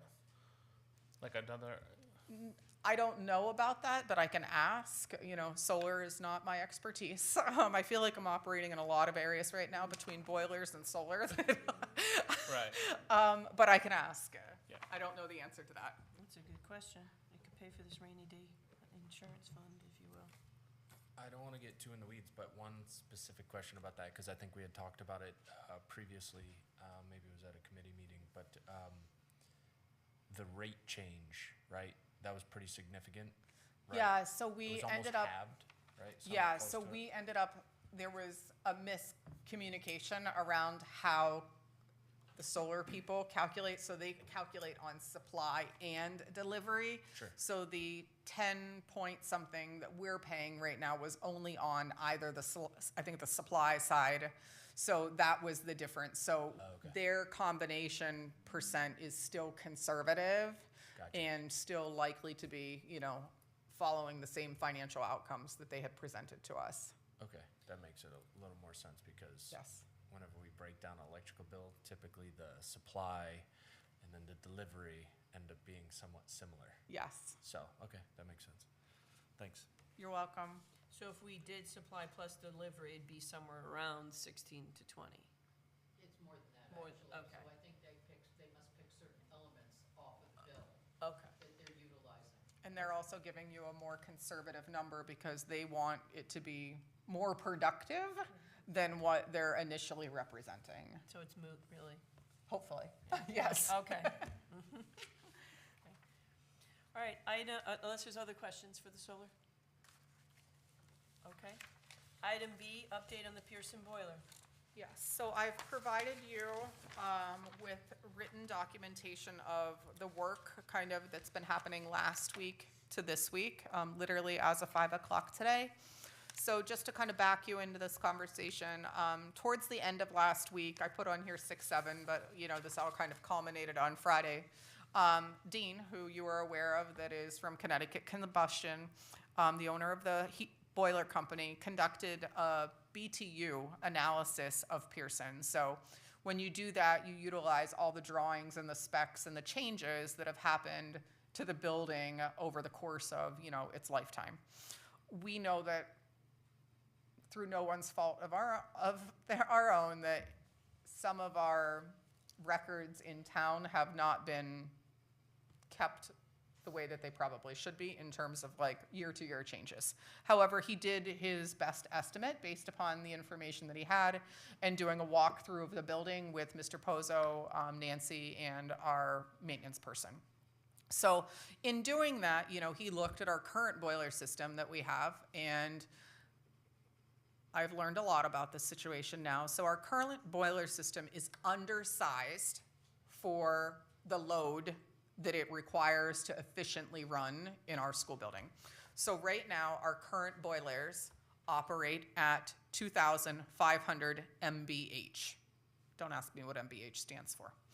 So that's what they currently are ideally spec'd for. However, whenever he did the analysis of what the building requires, it's 5,000 MBH per boiler that is required to run efficiently. So that would enable the building, so if you have two boilers, one of them is 5,000 MBH, the other is 5,000 MBH.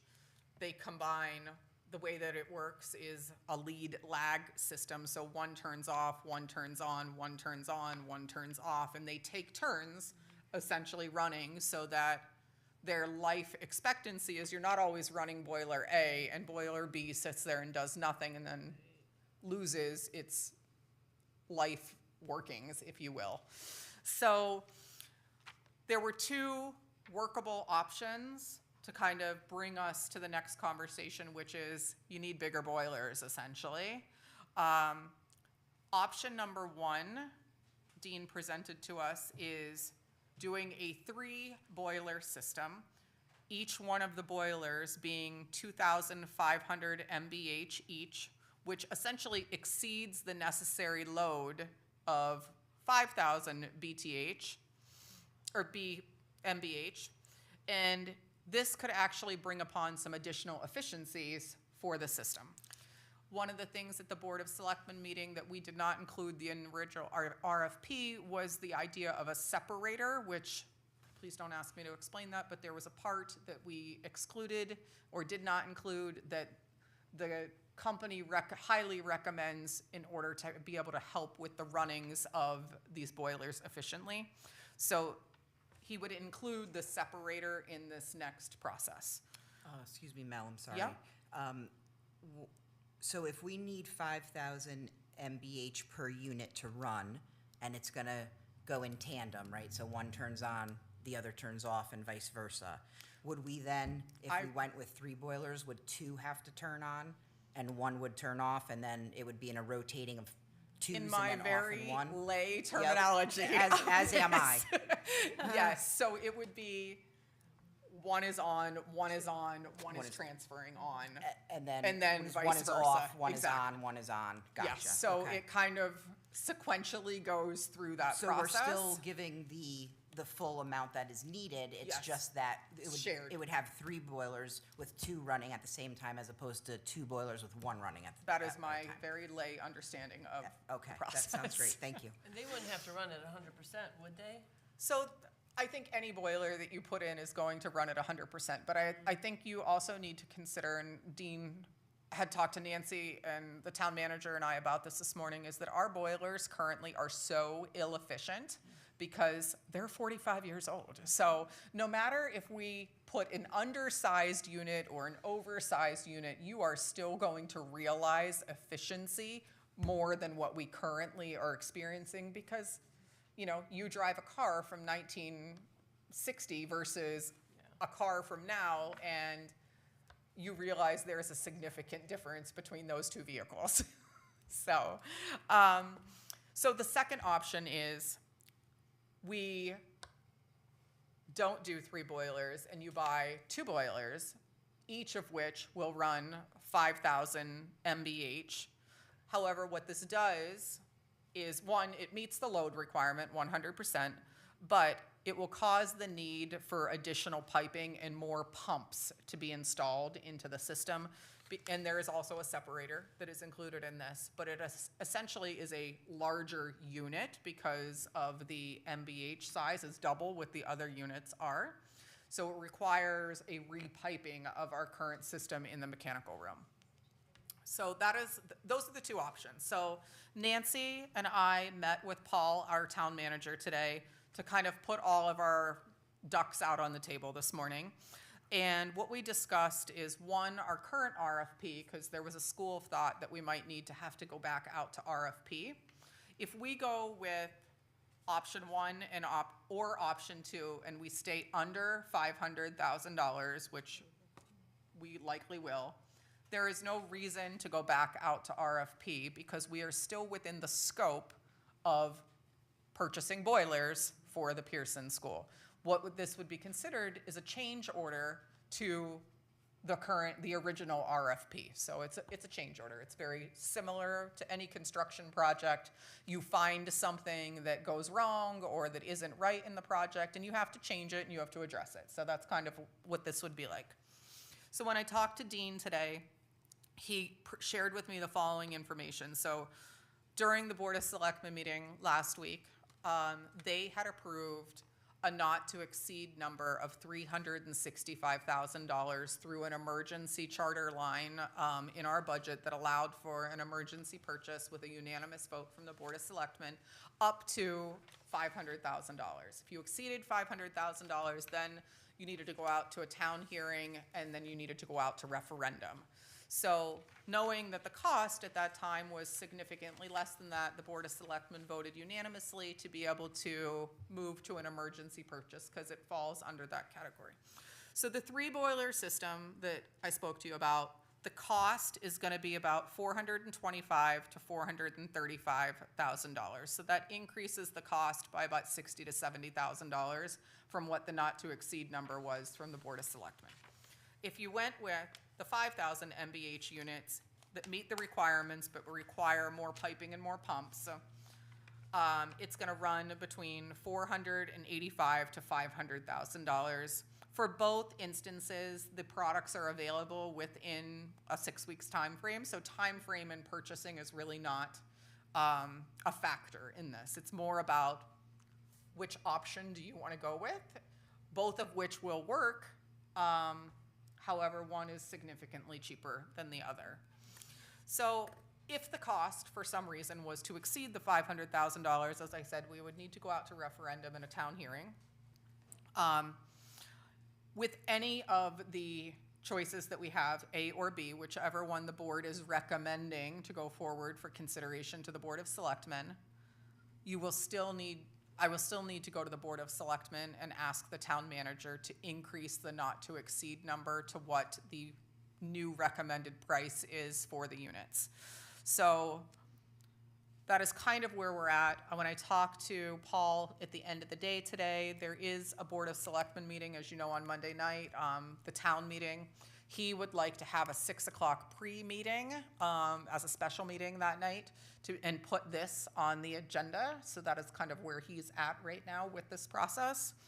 And just as a probable calendar for this, and these are very wide ranges here, if we hold the Board of Selectmen meeting sometime between the 17th and the 21st of June, and then we sign and return the contract sometime between the 21st and the 30th of June, that leads us from July 1 to August 10th as the lead time for the actual product, because we have to order it. And then from August 11th to about the 24th would be your permitting and your demo timeframe of the current mechanical room. And then from August 25th to the middle to latter part of September is installation and conditioning and finalizing of the boiler systems. So that's kind of, there's obviously leeway in all of those right there, but there's not a lot of leeway in what I discussed. So I put that time frame out knowing that most of us in October are turning our heat on in some capacity, and at schools, we typically don't let them go below 68 degrees because kids and staff get cranky when they're below 68 degrees. So I just put that out there as a consideration for the board. So what the town manager asked me to seek from the board tonight is not an acceptance, but a recommendation of what the Board of Education would like to see in terms of option A versus option B. I guess maybe I'm speaking, I'm missing something. This one, the first one is cheaper and exceeds the requirements. The second one just meets the requirements and is more expensive. Is there any reason we would choose the more expensive one other than that? I can't see a valid reason why, Okay, but so I'm also not an HVAC expert. Do we need is that a motion that you need, or just a? We would need a motion for the board to recommend whichever option that you would like to go with. I will make a motion to recommend option 1. A second that. Tori and Shane. Okay, further discussion, please. My only question is, what if we anticipate it being the option 1, which is up to 435, and for some reason additional change orders come in or unforeseen costs come in and it raises above $500,000?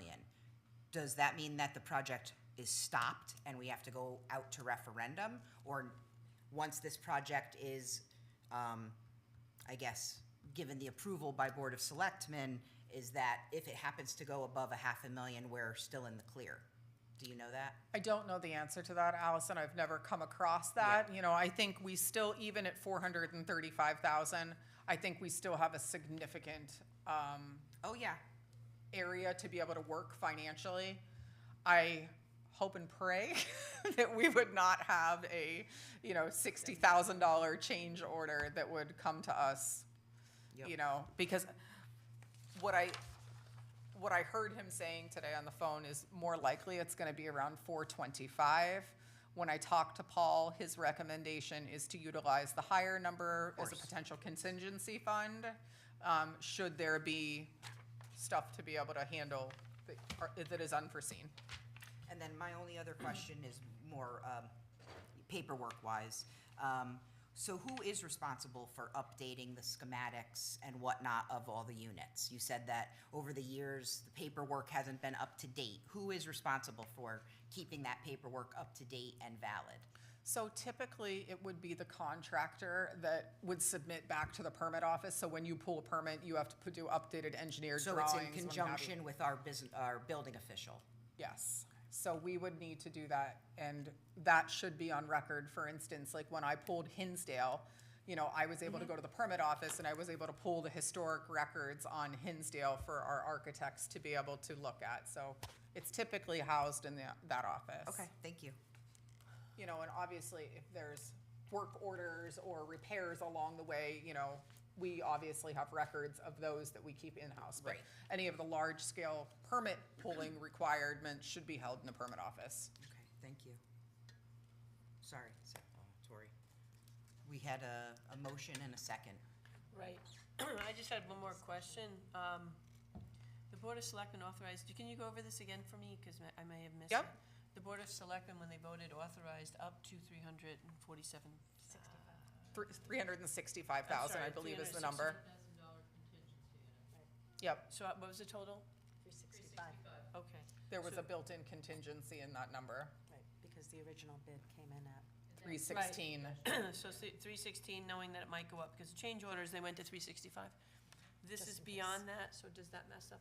They would have to do another, That's what that special meeting on Monday Gotcha. would be about, would be for okay, to move that Paul and I to be number able up. to go over with Dean from Connecticut Combustion, Okay. the two new options, share what our board has recommended, and then ultimately they would decide on which option to go with, and then the financing of that option. What's the date on Monday? The 17th, 17th, okay, thank and you. it's likely going to be 6 o'clock, from what he said. Special meeting, okay. Any other further question or comments, discussion? Okay, seeing none, we have a motion on the floor to recommend option 1. Tori first, Shane second, all in favor? 1, 2, 3, 4, 5, 6, 7. Okay, 7-0 unanimous. Thank you for your support. Okay, thank you, Melanie. Okay, item 13C. Okay, items 13C refers to a policy that we had discussed in the past, child sexual abuse and assault policy. It was in the list of probably 16 different policies that we had passed all at one time. And we passed it with an edit. And the edit was to change pregnant person to pregnant women. I want to visit that again, and that's why it's on the agenda, because in light of Shipman and Goodman and the advice that they've been giving us, that is that we picked Shipman and Goodman for 2 reasons. One, their policies were clearer to us, less dialogue-y, and they cut to the chase. And it's our board attorney, so the second issue is that they want to make sure that our policies that we adopt are closely aligned with what they recommend, because they have to defend these policies should something come up. Okay? So I want to bring it up, not as a conversation on biology and that sort of thing, but I do want to bring it up as an importance to look to staying in line with what our board attorney is recommending, and which is the policies stay in line with what they are writing, because they have to defend them. My concern would be that if we change, then we go down a slippery slope. That, again, we chose Shipman and Goodman because we didn't want to make things nebulous or unclear. We wanted to be very clear on that. And as you read earlier, the advice from the attorney was to follow state statute, to follow recommendations of the Connecticut Board of Education. And then one of the things that they said is Shipman and Goodman constantly comes out with new adjustments, so they're very timely, very, very much up to date. So I think it's, one of the things that's very important is that we take a look to make sure that we're in line with our attorney's own advice. That's one. So I want to make sure that is clear as a board. One of the obligations we have as a board is to support our policies, to defend our policies, and if ever challenged, to be able to defend them in court. That's our obligation as board members, is not to get caught up in that situation. Secondly, when we talked about changing this policy to pregnant person, from pregnant person to pregnant women, we were not with complete information. They did not, the state of Connecticut, the African American community, the Latino community, they in fact did not substitute and change completely the policy. What they did at the state level is they added. So that meant they kept the old with the new.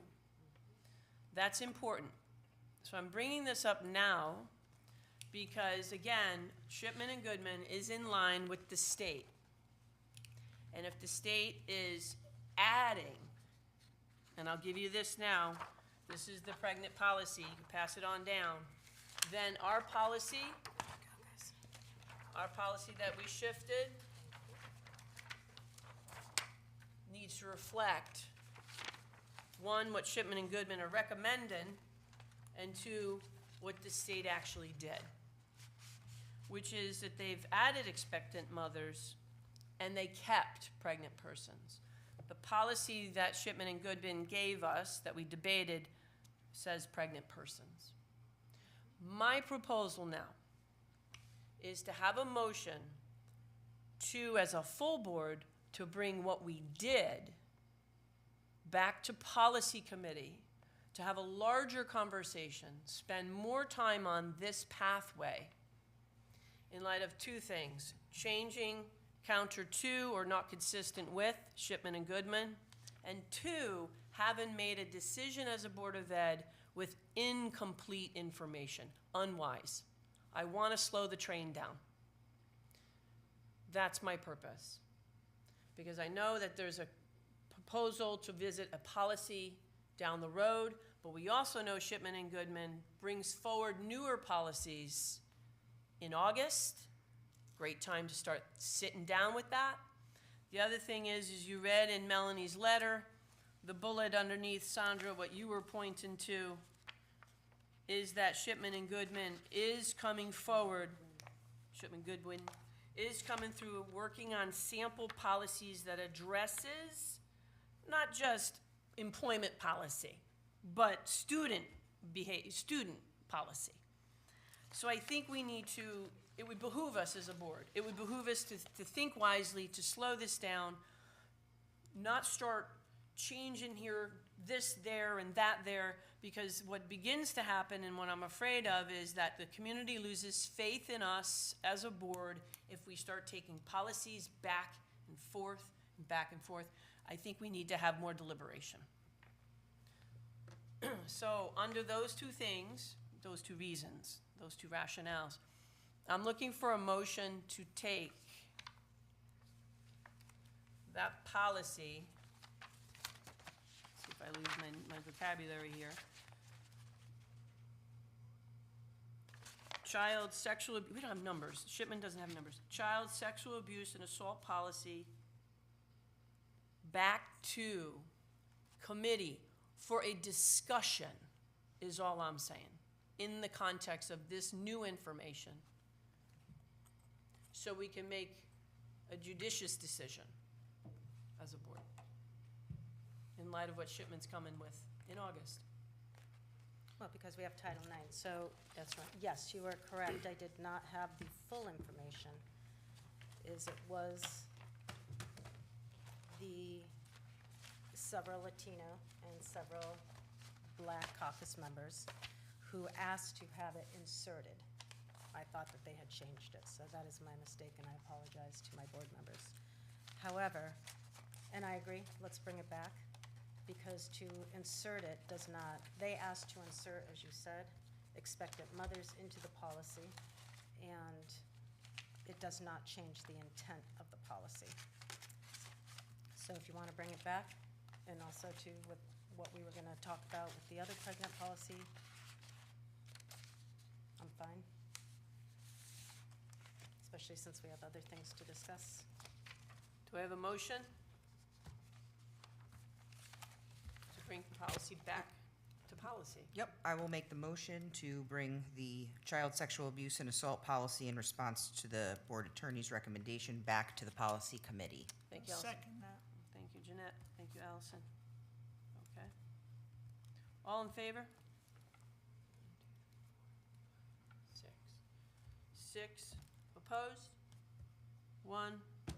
6, 0, 1. Okay, thank you, item. Thank you, everyone. Item number 14. New business and discussion, possible action, discussion, the impact of the additional 70,000 BOS cut to the Winchester Board, fiscal year 25. Okay, so, this is not a conversation that I think any of us want to engage in, because we know at this point that we, after the first cut, had taken on now just personnel cuts and changes at this point.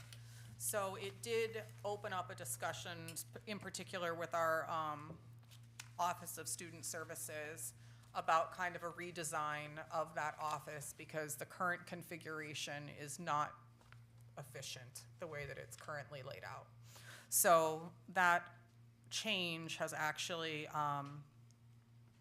also saved us some money along the way. So what we are recommending, one, the cut sheet is on the first page here as a general overview. What Nancy has done on the back of that first page, and I'm gonna go through all of this with you, is provided you with an updated draft budget summary of all of your object codes and what the impact is in a very broad summary.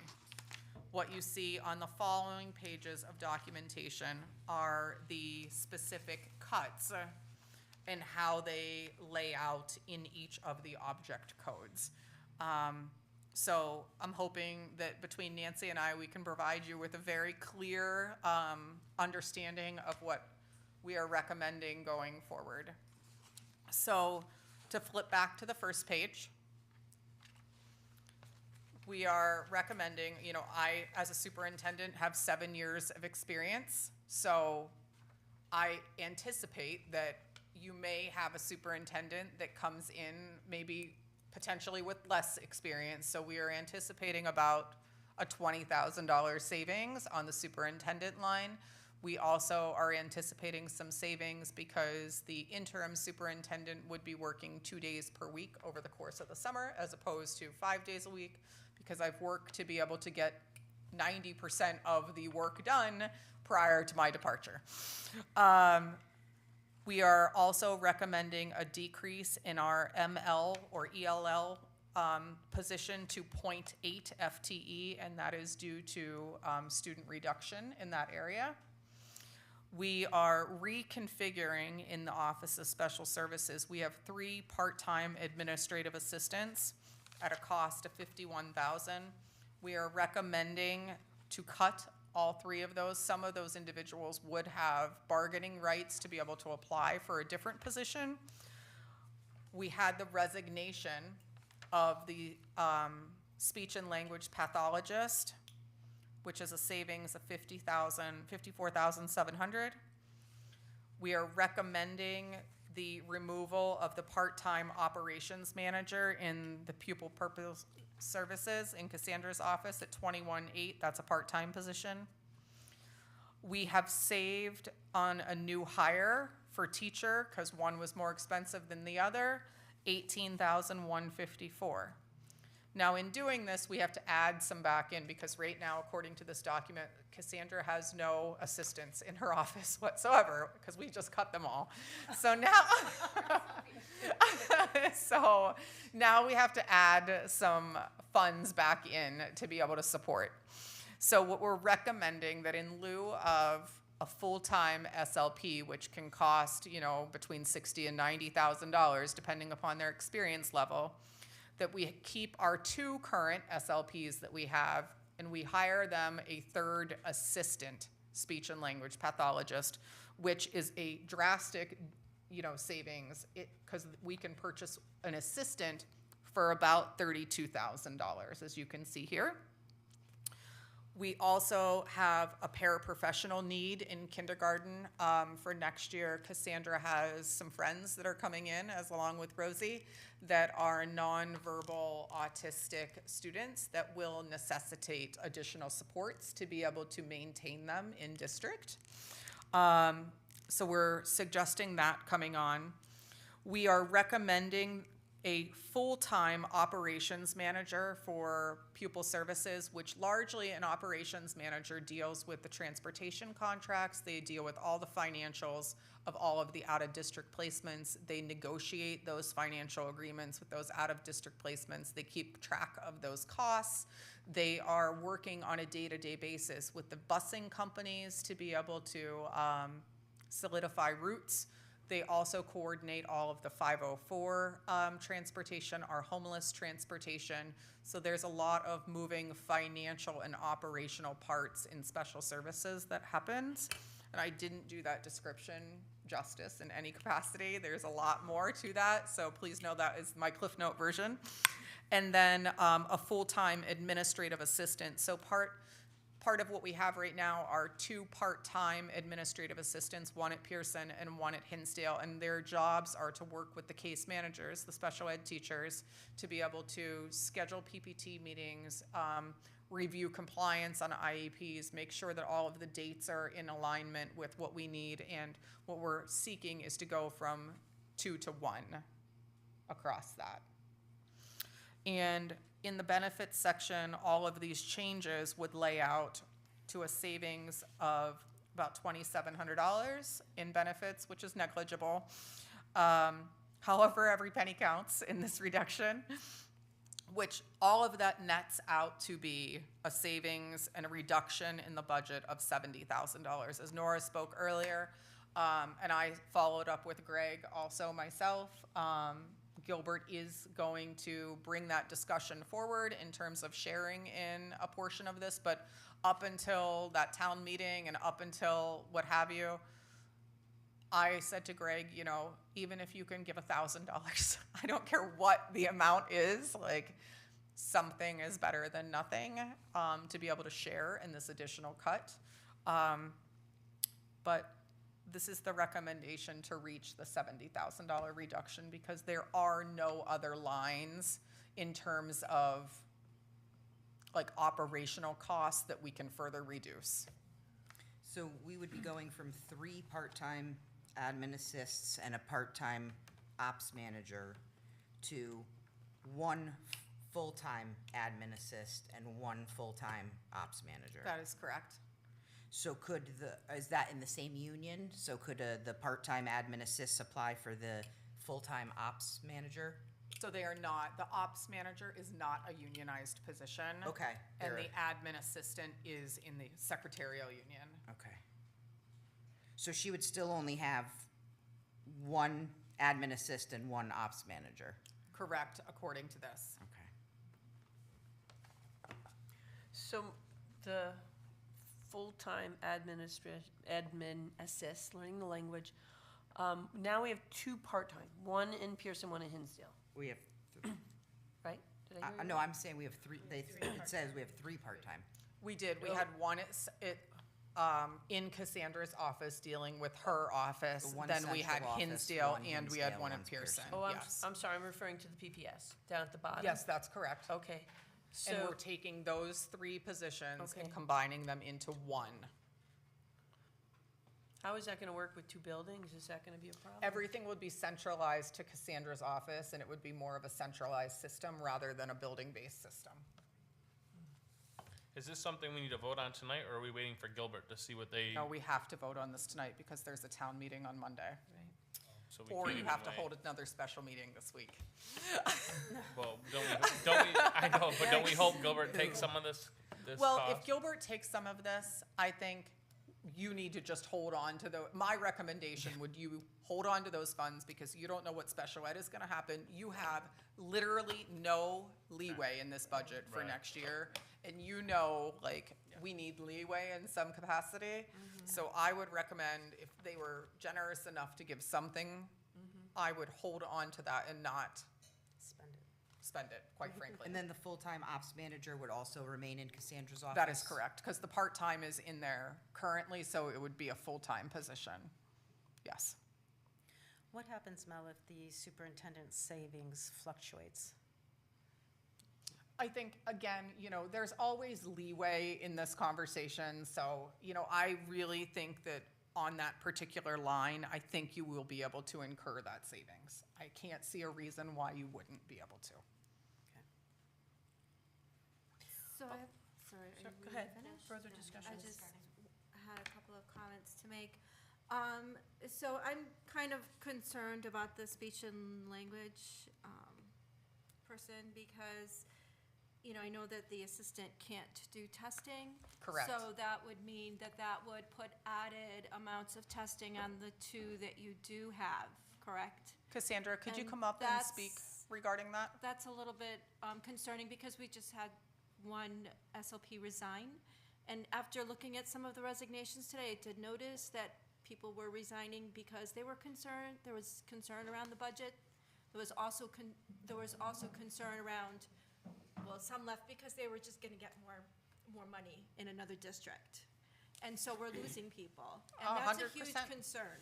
So I know there's nothing we can do about it. We are where we are. We have to go with it. But I just wanted to bring those two things to light.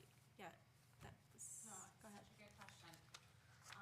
Together with the current SLP team that I have that have been in the district for a long time, we reviewed the caseload both at Pearson, Gilbert, and at Hinsdale along with the testing. Together with the additional SLPA, they are able to cover more of that frequency of service that allows for the SLPs to be able to do more of the testing and the meeting work. So our primary responsibility is the delivery of those IEP services, and within SLPA, that really frees up for service delivery and shifting around, really paying some attention to some intentional attention to our students at Hinsdale that require like an SRBI process of speech in order to kind of slow down some of the referrals that are coming. We're able to provide service through more of an intervention model. Okay. So an SLPA kind of frees up, like some of that direct service work, is able to do that, and our SLPAs kind of anchor the testing and the meeting presentation. Does that kind of make sense?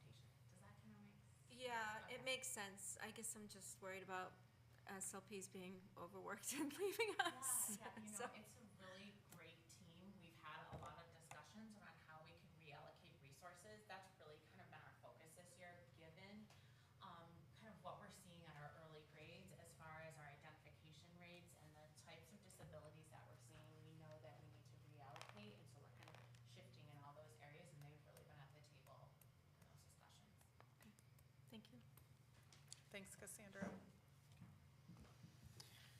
Okay, any further discussion on the recommendations?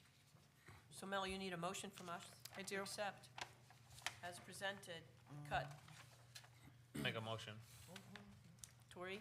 Are we gonna go through the additional Would you, pages? would you like me to go through the details? I was just curious about a couple of things. First of all, what do the pink rows mean? Do they mean anything? So those are where your changes are. Gotcha. So I wanted to I had Nancy highlight those today just to identify you. very clearly where the changes occurred in the object codes. The one thing I do want to point out is the 70,000 is the very last column.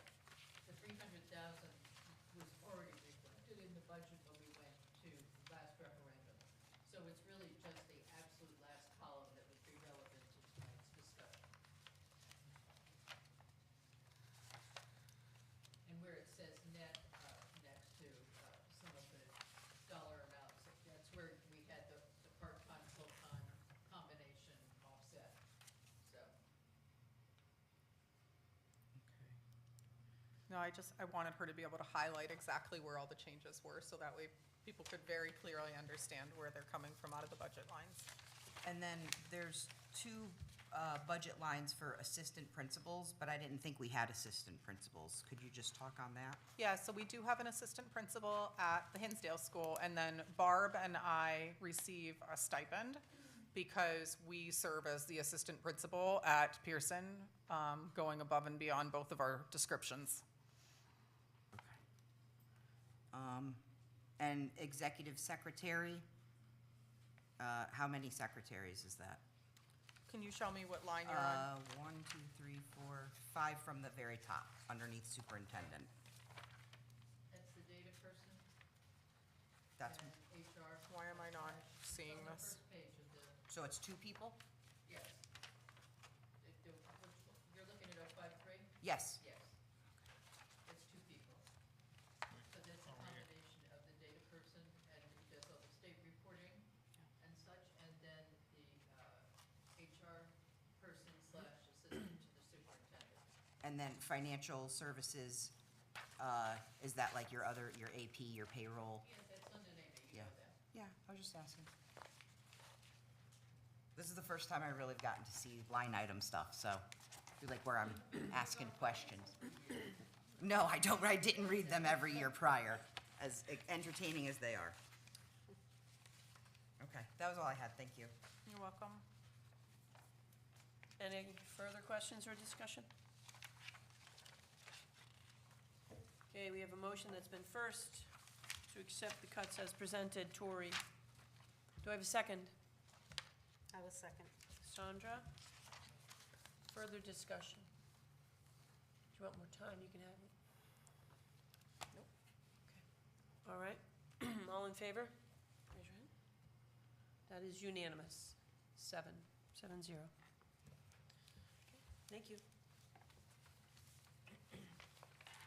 All right. Item B, 14B, copier bids.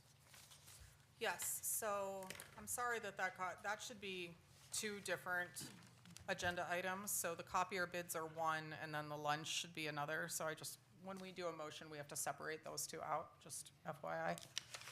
So Nancy and Joe, and I'm taking absolutely no credit for all of the work that's been putting in to the most hated RFP that we receive every few years in this district, which is undoubtedly the copier contract RFP. So it is torturous to go through. Nancy took me through the Cliff Note version of it today, and it's never fun going through this one. So we had 1, 2, 3, 4, 5, 6, 7, 8, 9, 10, 11 bids that came in for copier submissions. This current copier contract that we're under is supplied by Canon, and unfortunately, they were the highest bidder by a boatload of money for the upcoming RFP.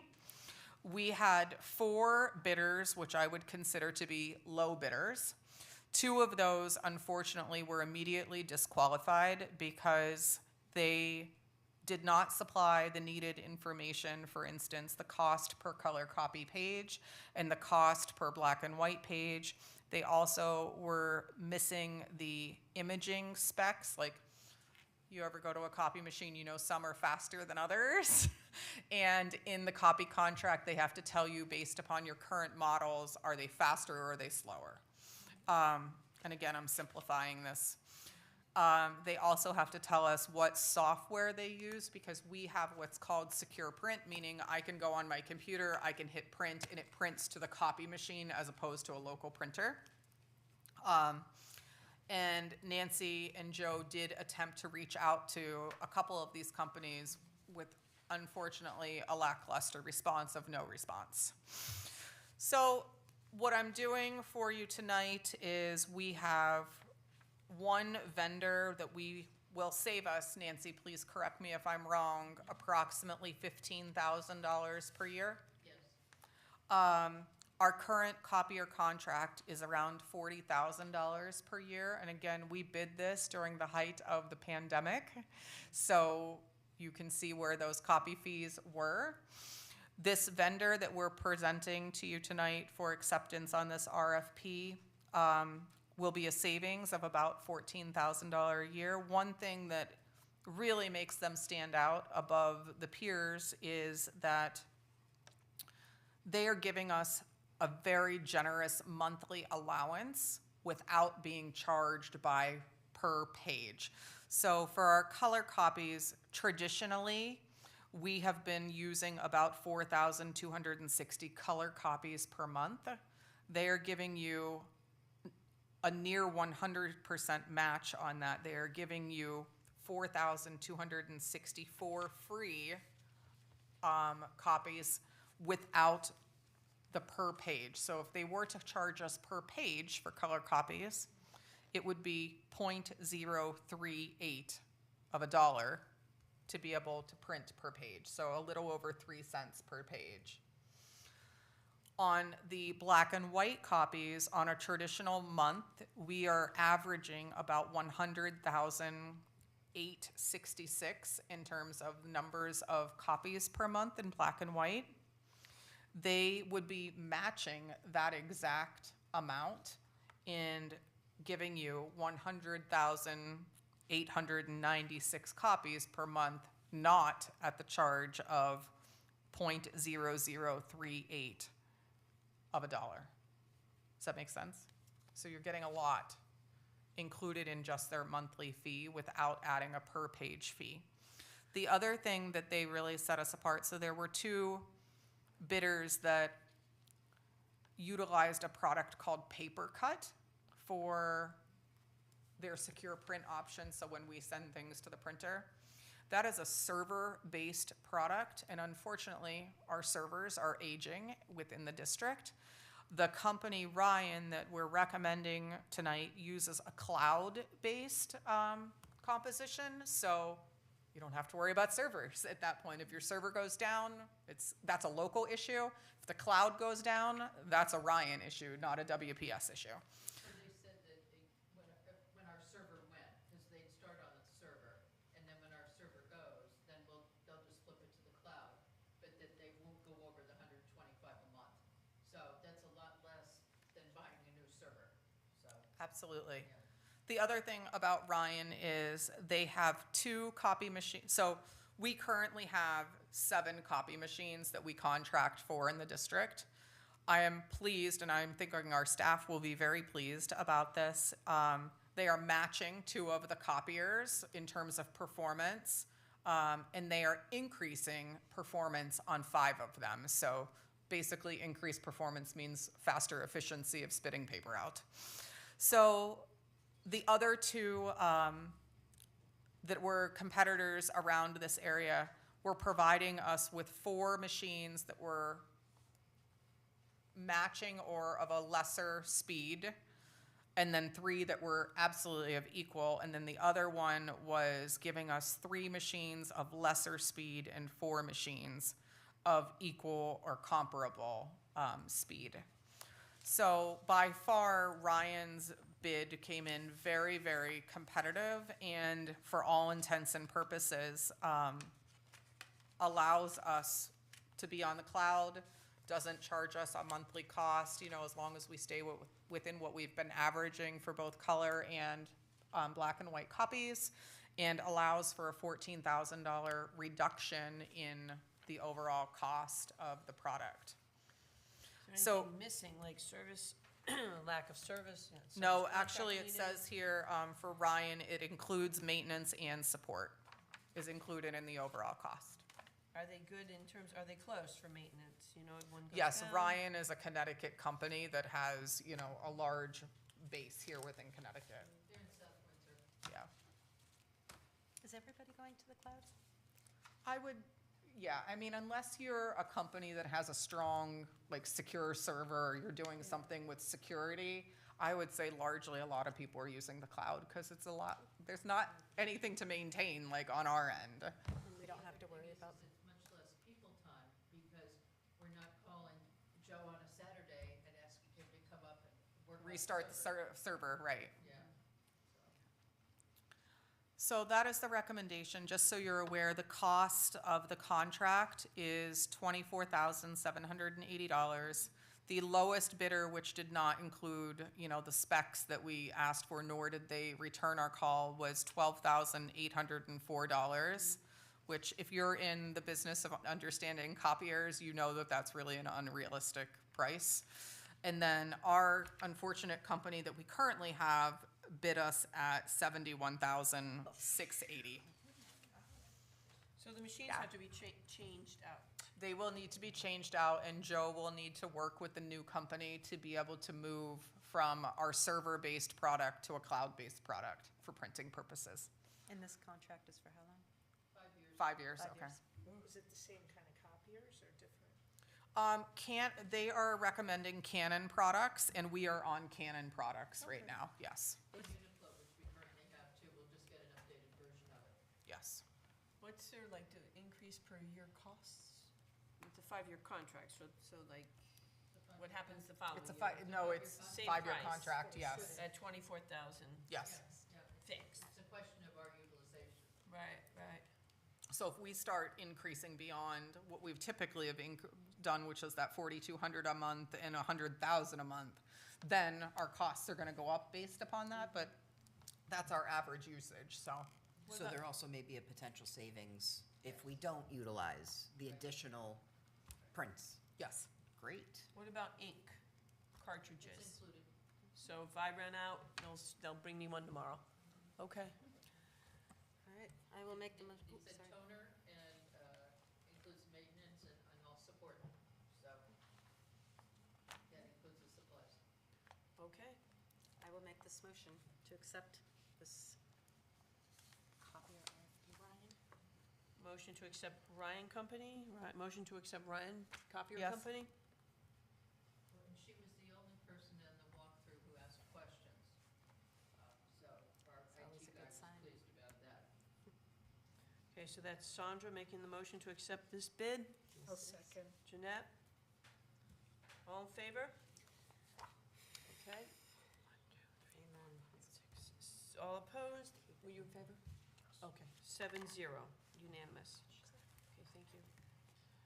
Now, lunch cost per CEP. So we, Colors aren't quite as big as what we've been talking about, but I know. So we have 2 increases that we're requesting. This does not make students have to pay for lunch for their first breakfast or their first lunch. We have some kiddos that like to eat 2 meals. So this is a charge for the second meal. It is still under what many other districts are charging for breakfast and lunch, but we understand the demographic of our community. We, for a second breakfast, are asking to move from $1.25 to $2, and for a second lunch from $2.50 to $3.50. I can tell you right now, I'm paying for Heartland, $4.50 for lunch for my own child, so, you know, $3.50 is significant, you know, that's less. What's the average amount of meals that are, or average amount of children that are getting a second meal? Like, what's the revenue difference? I wouldn't say there's a bunch of them. This is not gonna be a revenue maker. it's not huge. I mean, It's just covering the cost of the food that they're eating. the financial report, you see that the lunches that were paid for, maybe $10,000. I mean, it's not gonna get us out of the hole, but it'll help stop us from going down further. Would staff members or adults pay these prices as well if they chose to have a meal? Yeah.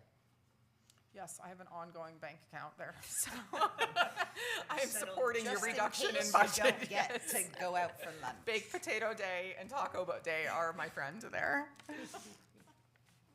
I'll make a motion to accept the increase for the second breakfast and second lunch. Okay, thank you, Allison. Second? Second. Tori? All in favor? 7-0, unanimous. Thank you. Okay, moving on. All right. New hire. New hire, we have 1 new hire, I believe, in here for you to be able to acknowledge. Abby Pacini, who was one of our part-time administrative assistants that you discussed tonight, which we will not be replacing that position, obviously. She applied for the full-time administrative assistant position at the Pearson School that had become a vacancy. Okay, thank you. Item D, Holly Cassidy, and the membership of the Search committee. Superintendent Search Committee. Sandra? I'd like to make a motion to add Holly to our search committee. I think it will engender more good feelings, and I think she'll offer some good insight, being the chair of the Gilbert Board. Second that. Okay, Sandra, second Tori. Any discussion? You know she can make those Sorry. meetings and everything? Well, we don't have too many set up, but, okay, great, so she'll be there. Or tomorrow night. All in favor? Unanimous. Okay, 7-0 for Holly Cassidy. Okay, item, I had E, copy of contract. We already did that. That's Yep. moot, okay. All right, so, item 14, public comment. The Winchester Board of Ed welcomes you to its business meeting. There are 2 opportunities set aside to hear from the community, comments from the public. We welcome and encourage public participation as a valued part of communicating with input with the Winchester Board of Education. We appreciate your adherence to the following. Complete the requested information on the sign-in sheet. If you wish to speak, your name, your address, and your email. State your name and address when called to speak. You will be allotted 3 minutes to share your comments. Please be advised it is not the practice of the Board of Ed to engage in dialogue regarding commentary. The superintendent of schools will be directed by the chairperson to prepare an appropriate response in a timely manner. We appreciate your time and thoughtful commentary. Anybody wish to speak? Okay. Anybody wish to speak? Anybody wish to speak? Okay. Seeing none. Wish for bedtime. It's 9:30. Seeing none, item 15, executive session, discussion and possible action on the hiring of an interim superintendent. I'd like a motion to go into executive session I make a motion. Are you gonna invite? and to invite Melanie Brady Shanley into the executive session at 9:30 PM. Make a motion. to do Shane? so. Jeanette, seconded Jeanette. Okay, at 9:30. All in favor of the motion? Okay, that's a 7-0. Thank you, everyone. We will now move into the blue room. Cassandra, are you able to stay so that you can oversee that? It's still on. Okay, Letting perfect. everyone know. Just let it run, right? Yeah, They can see. thank you.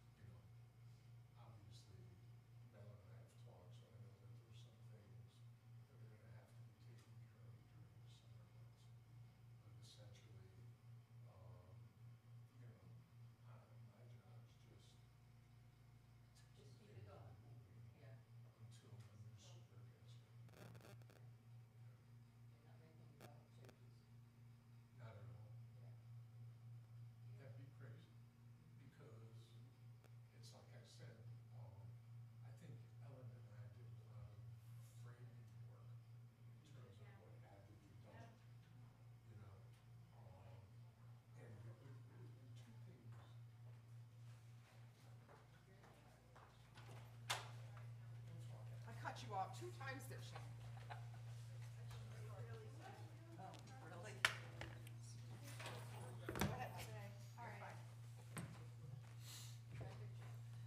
It's nice and cool in here.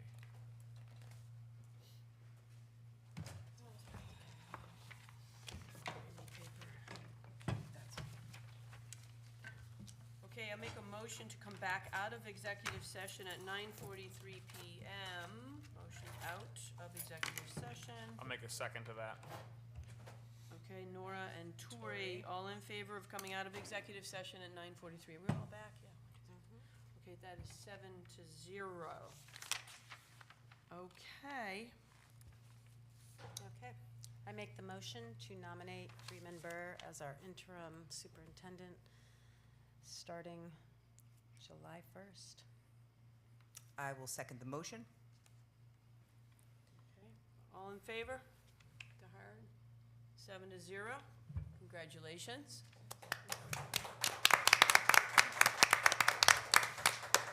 Welcome aboard. Okay. And then we need a second motion. I will make the motion for Nora Markowski and Allison Pierce to serve as a committee for negotiations with Mr. Bird for his contract. Negotiate Mr. Burr's contract, okay? I'll second that. All right, so that's Tori. And that's Jeanette. All right, all in favor? Okay, 7-0. Okay, very good. All right, thank you, everyone. Take a motion to adjourn. Second. Allison, you beat me to it, Tori. At All in favor? 9:45. Oh, yeah. All in favor? Raise your hand. All in favor?